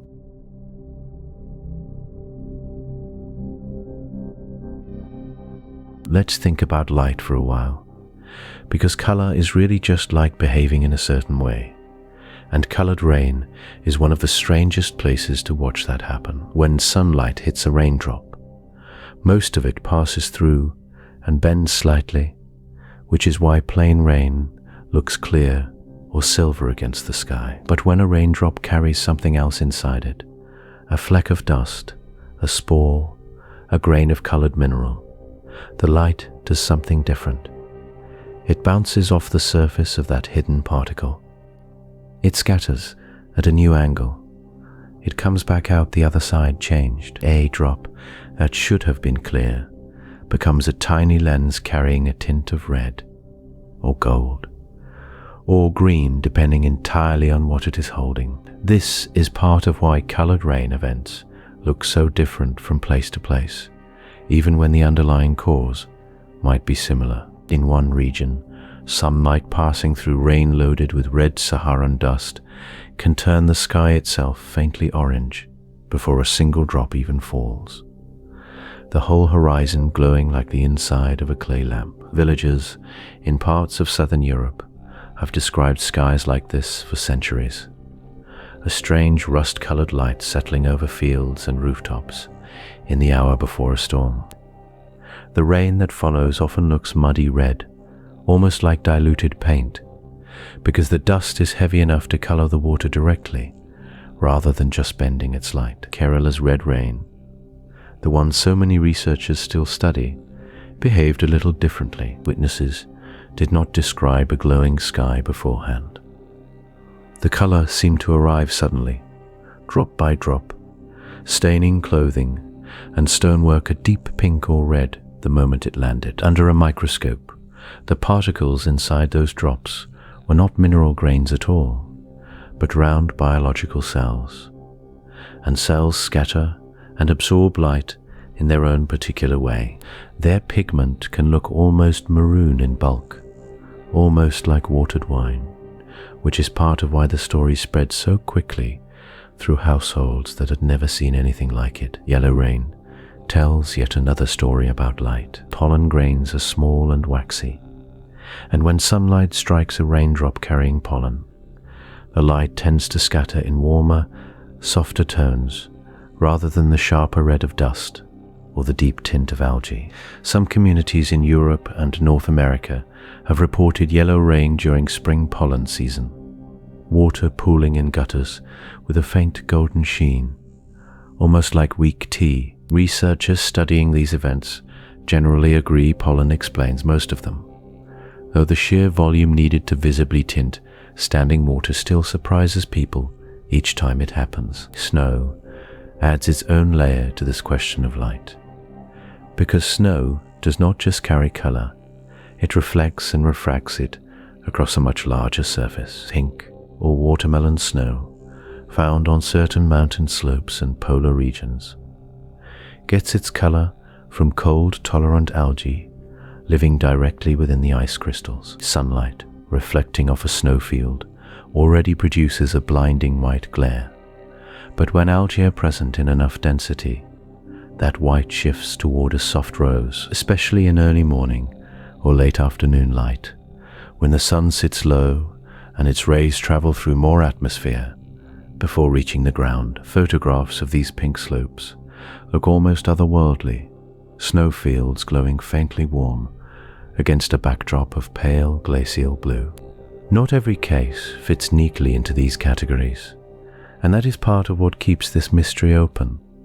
Some observers have described colored rain with a shimmer or faint iridescence that resists easy explanation, a quality some researchers attribute to very fine, evenly sized particles that scatter light almost like a thin oil film on water. Others wonder whether unusual atmospheric conditions, certain humidity levels, or temperature layers might bend light in ways that make ordinary particles appear more vivid than they really are. The honest answer is that atmospheric optics can be as puzzling as the particles themselves, and few of these light effects have been studied as thoroughly as scientists would like. What stays remarkable, watching all of this from a quiet distance, is how much a single beam of sunlight can reveal, and how much it can still hide. A red sky at dusk might mean nothing more than ordinary dust caught at a low angle, or it might carry the last visible trace of something scooped up thousands of miles away, a fragment of some distant ordinary landscape, lifted, carried, and finally colored by the light on its way down to someone's rooftop.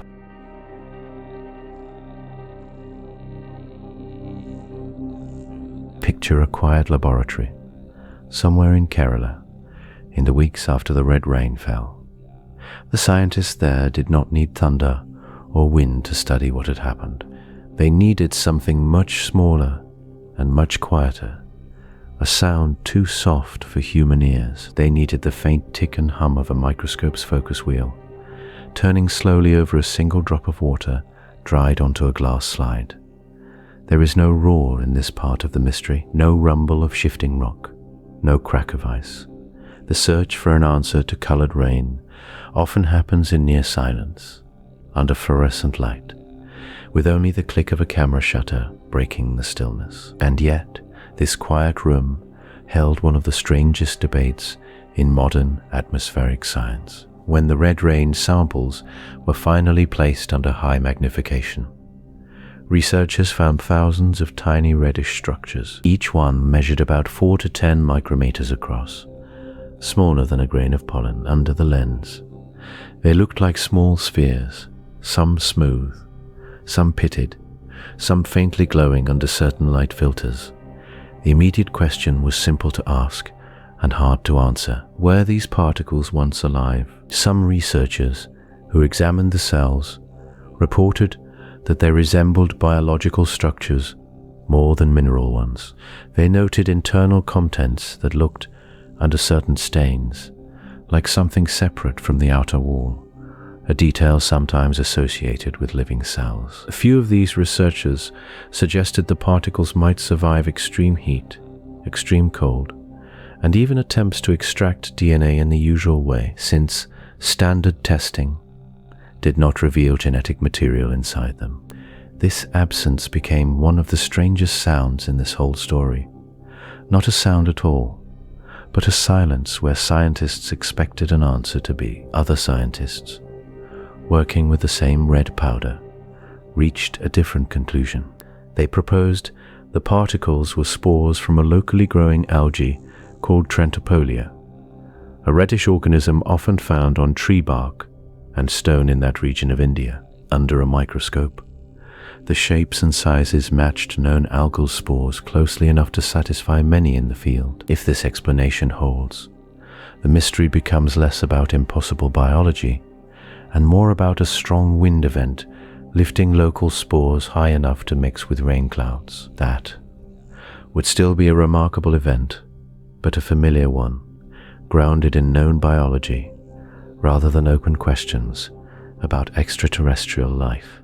The two views do not fully agree, and neither has closed the case entirely. Some researchers who support the algae explanation say the missing DNA result could reflect old samples, damaged material, or simply a technique that did not work well on this type of spore. Others, who remain open to a more unusual explanation, argue that repeated testing failed to detect genetic material across several independent attempts, which they see as a detail worth taking seriously rather than dismissing. There is a strange quiet at the center of this debate. No dramatic instrument reading, no siren, no obvious signal announcing an answer, just small glass slides, careful notes, and disagreement recorded in scientific journals rather than shouted across a room. In a field used to loud natural events, earthquakes measured in decibels, storms tracked by roaring wind speeds, this mystery moves at the pace of a microscope's focus knob, turning gently between frames. Some scientists later suggested comparing the red rain particles to biological material collected from high-altitude balloon flights, since the upper atmosphere sometimes carries microscopic organic material lifted from the surface. If matching structures turned up at extreme heights, it might support the idea that biological particles can travel further than once assumed. If no match appeared, it would strengthen the more local, earthbound explanation. Both lines of research continue, slowly without fanfare, the same way most real scientific mysteries move forward. What remains clear is that no single microscope image has settled the question fully. The particles exist. Their color is confirmed. Their exact nature, biological or not, still depends on which laboratory ran which test, and how each research team interpreted results that did not point in one clean direction. That uncertainty is not a flaw in the science. It is simply the current shape of the mystery, honest and unfinished, lying in the quiet dark. You might picture that small drop of red water drying slowly on a glass slide, its secret sealed just out of reach of certainty. Somewhere, a microscope waits, patient and precise, ready for the next attempt to listen closely to what a single crimson raindrop still refuses to fully explain.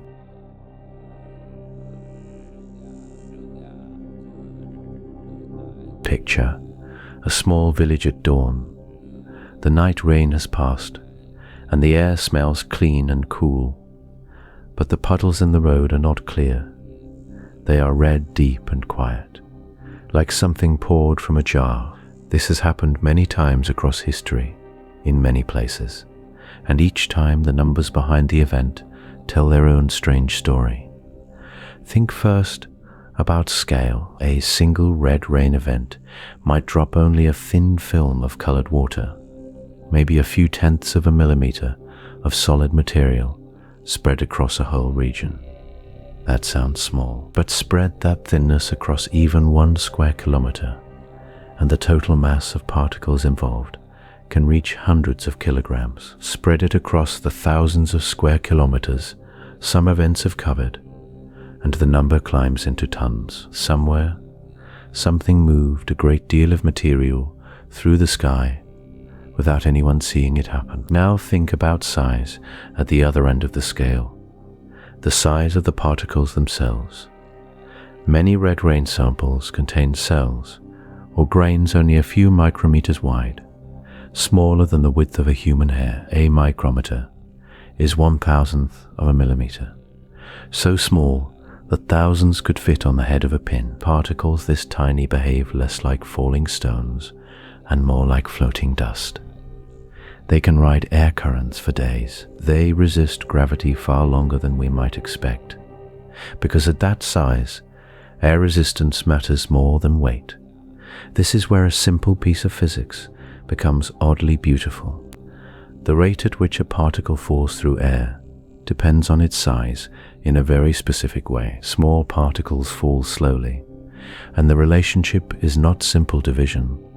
It follows something close to a squared relationship with size. Cut a particle's width in half, and it can fall 4 times slower relative to a particle twice its size. This is one reason fine dust and tiny spores can stay aloft for so long, drifting sideways more than falling straight down, carried wherever the wind happens to be going. Consider now the numbers behind the Kerala event described earlier in this documentary. Reports describe roughly 50 separate rainfalls of red-tinted water over about 2 months in 2001 across a coastal stretch of India. 2 months is not a single storm.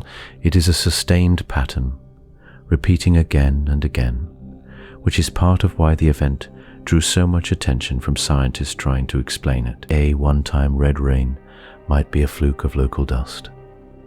50 repeated events over weeks suggests something more persistent, something the atmosphere kept renewing. The Saharan dust theory offers its own set of numbers, and they are, in their own way, just as striking. Estimates suggest the Sahara Desert lifts somewhere between 60 and 200 million tons of dust into the air each year.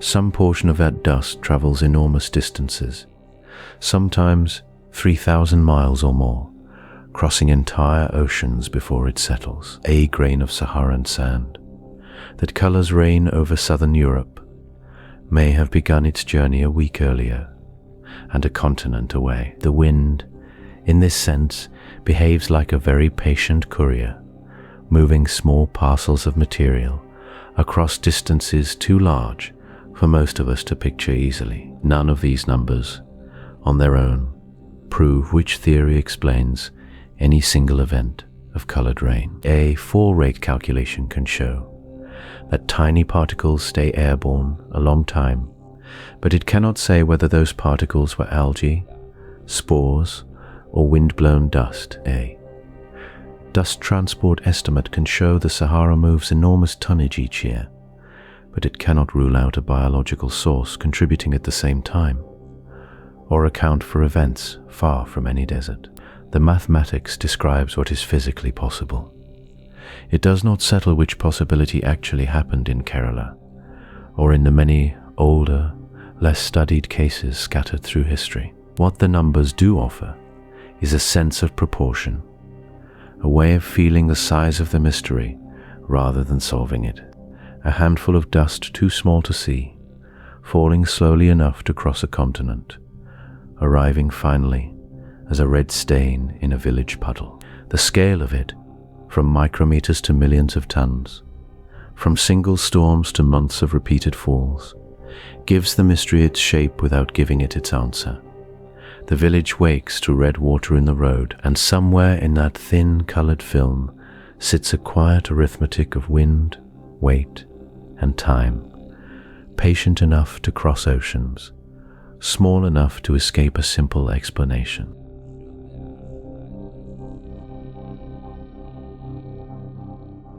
Rain does more than fall. It carries. Every drop that reaches the ground has touched something on its way down. some speck of dust, some grain of pollen, some fleck of ash from a fire many miles away. This is easy to forget, because most rain looks clear. But clear rain is not empty rain. It is simply carrying things too small and too pale for us to notice. Colored rain makes visible a process that is always happening, quietly above our heads. The atmosphere is not a clean, sealed room. It is a thin, moving skin around the planet, and it picks things up wherever it touches down. Wind lifts dust from deserts. Storms lift spores from forests. Fires lift soot from burning trees.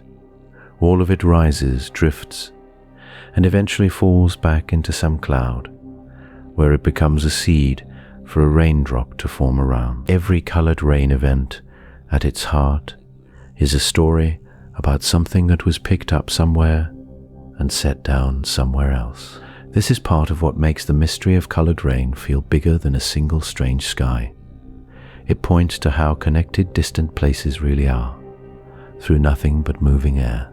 A puff of dust rising over a dry field in one country can end up staining laundry on a clothesline thousands of miles away. A cloud of soot from a distant fire can dim daylight in a city that never saw the flames. The atmosphere does not respect borders. It moves material around the globe in ways that are constant, mostly invisible, and only occasionally dramatic enough for us to notice as color. That constant movement depends on a balance that is easy to take for granted. Earth's atmosphere is thin, only about as deep relative to the planet as the skin on an apple is to the fruit inside. Yet within that thin layer, temperature, moisture, and air pressure interact in ways precise enough to keep water cycling endlessly between ocean, air, and land. If the balance shifted even slightly, the whole system that lifts dust, carries spores, and drops rain could behave very differently. We live inside a process so finely tuned that we rarely think to marvel at it, until a red or golden rainfall reminds us that the sky is not empty. It is working. Scientists who study colored rain are, in a real sense, studying this balance from the outside in. When they test a red or yellow sample, they are asking what kind of material this air was capable of carrying, and how far it must have traveled to arrive as it did. Sometimes the sample points to something ordinary: wind-borne dust, common algae, drifting pollen. Sometimes, as with certain unresolved cases, the material resists easy identification, and researchers are left with open questions about what exactly the sky picked up and where. One theory holds that most colored rain, however strange it looks, fits within known atmospheric processes, just at an unusual scale or concentration. A heavier than normal dust plume, a denser bloom of algae swept up by a passing storm. Nothing outside. The rules of ordinary weather, only an extreme version of something the atmosphere does all the time. A competing view, held by a smaller group of researchers, suggests that a few cases may involve materials or processes not yet fully understood. Biological particles surviving conditions once thought too harsh, or transport mechanisms not yet mapped. Neither view has closed the question. Both remain open, waiting for more data. What is not contested is how easily this whole quiet system could be disturbed. Change the temperature gradients that drive wind patterns, and dust plumes might travel differently, land in new places, color different skies, change rainfall patterns, and the algae blooms that sometimes tint water and snow might grow in different seasons, different concentrations, different locations altogether.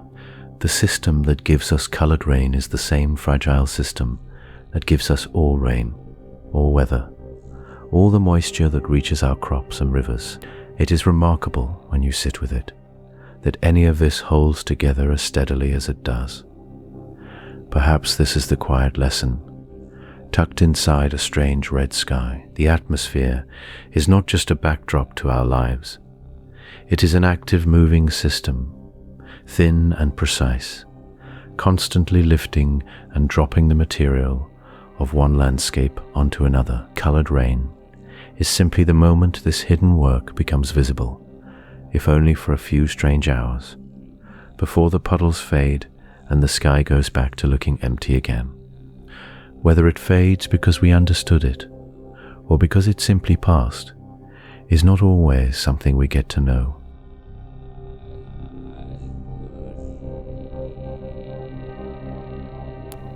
Let's rest for a while on the Kerala rain itself, because after all these years, it still refuses to settle into one simple story. The red cells that fell across that corner of southern India in the summer of 2001 have been studied by more than one research group, and they have not reached the same conclusion. This is not a case of scientists disagreeing about small details. It is a case of two very different pictures of the world, sitting side by side, both claiming to explain the same red puddles. The first picture is the quieter one, the one most atmospheric chemists lean toward. In this view, the red particles are algal spores, likely from a local lichen called Trentipolia, lifted by wind and rain into the clouds above Kerala. Lichens like this grow on trees and stones throughout the region. A hard rain or a passing storm could easily knock spores loose and carry them upward before they fall again mixed into rain. It is a modest explanation. It does not require anything from beyond the region, only wind, water, and the ordinary abundance of small living things nearby. The second picture is stranger, and it came from a paper published by two Indian researchers who examined the same red cells under a different kind of scrutiny. They noted that the cells lacked visible DNA when tested with a common staining method, which puzzled them, since living cells almost always show DNA under that kind of test. They also noted that the cells seemed to survive and even multiply at unusually high temperatures, hotter than most terrestrial organisms tolerate. From these two observations, they raised a further possibility. Could the cells have come from beyond Earth's atmosphere, carried down, attached to a meteor or comet fragment that broke apart nearby around the same time? This is the panspermia hypothesis, the old idea that life, or the building blocks of life, might travel between worlds on rocks and dust. Most scientists who reviewed the second paper responded with real caution. Later studies found that the cells did contain DNA after all, just in amounts too small for the original test to catch cleanly. That finding weakened the case for something exotic, and the high heat tolerance, while unusual, is not unheard of among certain algae and fungi found right here on Earth. Extreme environments produce extreme organisms more often than people expect, so the balance of evidence leans back toward a terrestrial explanation, something odd but not otherworldly. And yet the case never fully closed. No single follow-up study has settled every question to everyone's satisfaction. The original researchers who raised the panspermia idea have continued, in later writings, to defend parts of their reasoning, pointing to features of the cells they still find difficult to fully explain through ordinary biology. Other scientists continue to counter those points with more conventional biological explanations.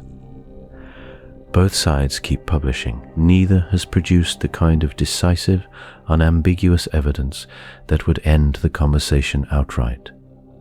This is worth sitting with for a moment, in the dark, without needing to resolve it. Science does not always move toward a tidy final answer on a fixed schedule. Sometimes a phenomenon gets studied by careful people using careful methods, and the result is not certainty, but a narrower, more interesting set of open questions. The Kerala red rain is a good example of exactly that kind of narrowing. Almost everyone agrees the color came from biological cells, not dust or chemical pollution. Almost everyone agrees the cells resemble algae found in the region, but a small, persistent disagreement remains about certain unusual properties of those cells, and about how confidently anyone can rule out stranger origins. It might be tempting to want one camp to simply win the argument, so the story could rest. But the more patient and perhaps more honest way to hold this mystery is to let both possibilities exist together for now. One is calm and grounded, rooted in local lichens and ordinary wind patterns. The other is speculative, edge-of-the-map thinking, the kind that stretches toward larger questions about life's origins and its ability to travel. Most working scientists favor the first, smaller number keep gently pressing on the second, unwilling to close the file completely. Perhaps that tension is part of what makes this particular colored rain so memorable. Decades later, it is not a case of ignorance exactly. It is a case of careful, incomplete knowledge, sitting in a comfortable but unfinished state, somewhere between a lichen on a tree trunk and a fragment of ice drifting through space. The true answer waits, patient, for someone to ask the next better question.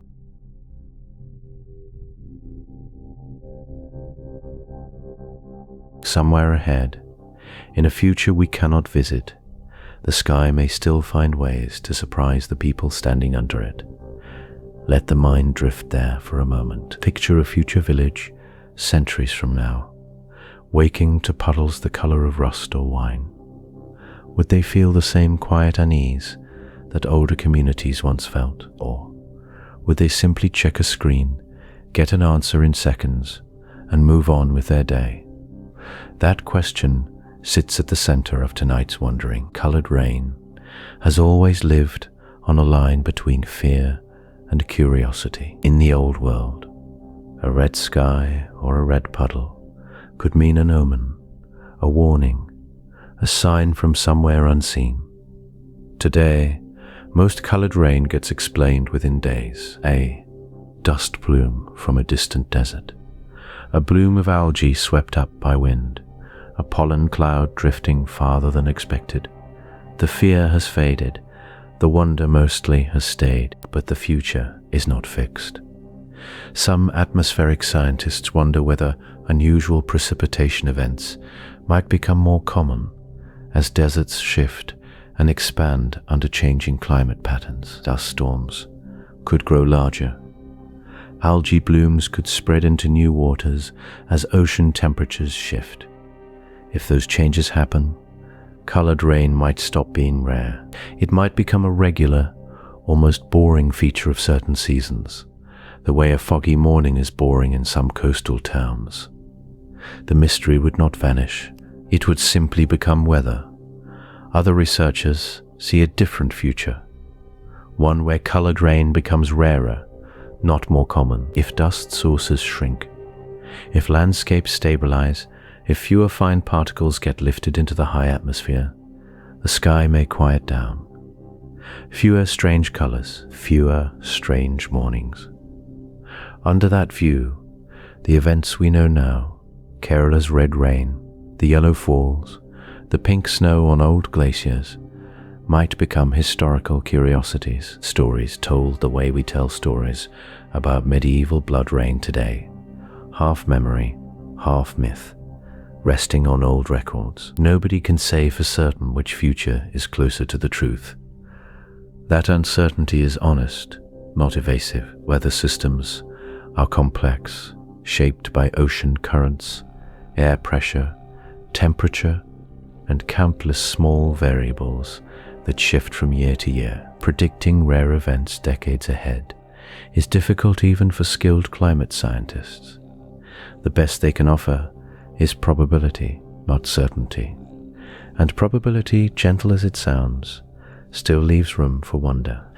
There is another thread worth holding on to here, a slower one.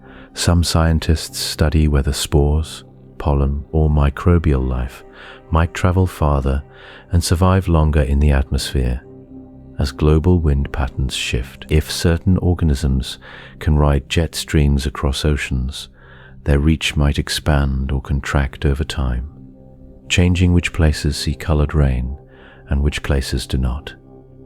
This idea remains speculative. It is not proven, and most researchers treat it carefully as an open branch of inquiry rather than settled science. Still, it offers a picture of the sky as something alive with slow shifting biology, carrying tiny travelers on journeys too vast for any one of them to complete alone. Meanwhile, technology is changing how quickly these events get studied. Satellites can track dust plumes as they cross entire oceans, mapping their paths in near real time. Portable lab equipment lets scientists analyze a rain sample within hours instead of weeks. If a red rain event happened tomorrow, in a place with modern instruments, most of its ingredients could likely be identified quickly. But quickly does not always mean completely. Some samples still show fragments that resist easy sorting. A cell wall shaped like nothing in the reference books. A particle that behaves half like dust and half like something organic. Those small, unresolved details remind us that better tools narrow mysteries. They do not always close them. Picture the world 100 years from now, or 1,000. Rivers may shift course, deserts may grow or shrink, forests may spread into places that are barren today. Through all of it, wind will keep lifting small things into the sky, the way it always has.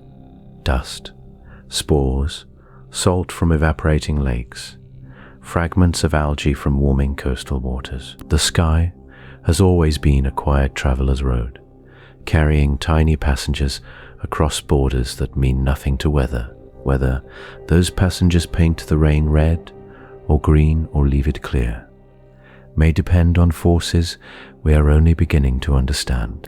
For now, the honest answer is that we do not know what tomorrow's colored rain will look like, or how often it will fall. We only know that the atmosphere is restless, always mixing, always carrying something from one place to another.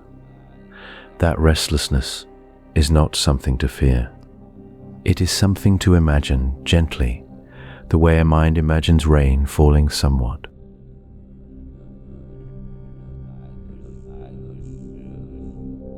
Modern science has better tools than any chronicler who watched red water fall on a stone rooftop centuries ago. We have electron microscopes that can look at a single particle smaller than a grain of pollen. We have mass spectrometers that can sort the atoms in a raindrop and tell us where those atoms have likely been. And still, after all of that careful work, a full and final answer to colored rain has not arrived. That gap between our instruments and our understanding is worth sitting with for a moment, because it says something honest about the limits of what we know. Take the Kerala event one more time, not to solve it, but to notice what remains unsettled even now. Researchers have studied those red particles for years. Most in the scientific community lean toward an earthly explanation, something like wind-borne algae or lichen spores lifted from local trees and soil. Yet, the debate over the exact identity of those particles has never fully closed. A small number of researchers still ask harder questions about how ordinary those cells really are. Saharan dust plumes account for a great deal of what falls as pink snow in the Alps, or rust-colored rain across southern Europe. That part rests on strong ground, traced by satellites that watch dust rise from the desert and drift for thousands of miles on high winds. But not every red or yellow or green rainfall traces back to a plume that satellites happen to catch. Some events occur without a matching dust signature at all. When that happens, scientists are left guessing at a cause, using only the particles that fell and the weather that carried them. There is something almost humbling in this. We think of modern science as a machine that turns mystery into certainty, given enough time and enough funding. Colored rain resists that pattern. It is not a single mystery with one hidden answer waiting to be found. It looks more like a family of separate events, each with its own local cause, some solved with confidence, and some left only partly explained. A chemist studying one case cannot assume the next case will behave the same way. Step back further, and the puzzle connects to something larger than any single rainstorm. The dust in a red rain cloud may have been soil 1,000 years ago, part of a hillside somewhere in North Africa, broken apart by wind and time into fragments small enough to ride the sky. Before that, the minerals in that soil formed inside rock, and before that, inside the slow cooling of the early earth, every atom of iron that tints a raindrop red was forged long before there was any rain at all, inside the heart of a star that died before our planet existed. The rain falling pink on a mountain village is, in a very real sense, wearing the leftover color of an ancient explosion in deep space. That is the strange comfort hidden inside this open question. The rain we cannot fully explain is not separate from us.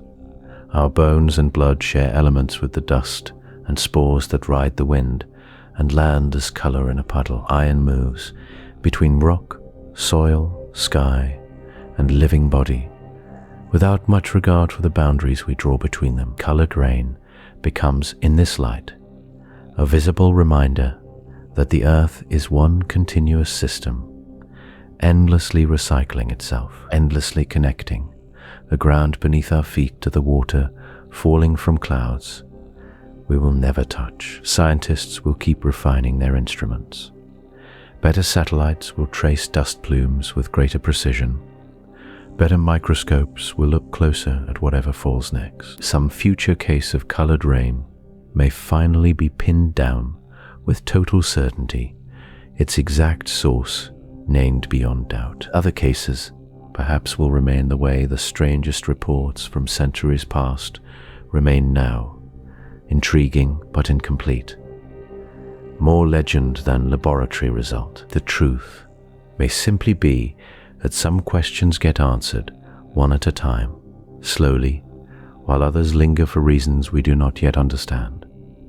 For tonight, there is no need to resolve any of it. The sky above you, wherever you are, carries the same recycled dust that has crossed oceans and outlived old kingdoms. Somewhere right now, wind is lifting fine particles from a desert, a forest floor, or the surface of the sea, carrying them higher than any bird can fly. Whether that dust will fall as ordinary rain or something the color of rust, no one can say in advance. The not knowing is part of what makes the sky worth watching.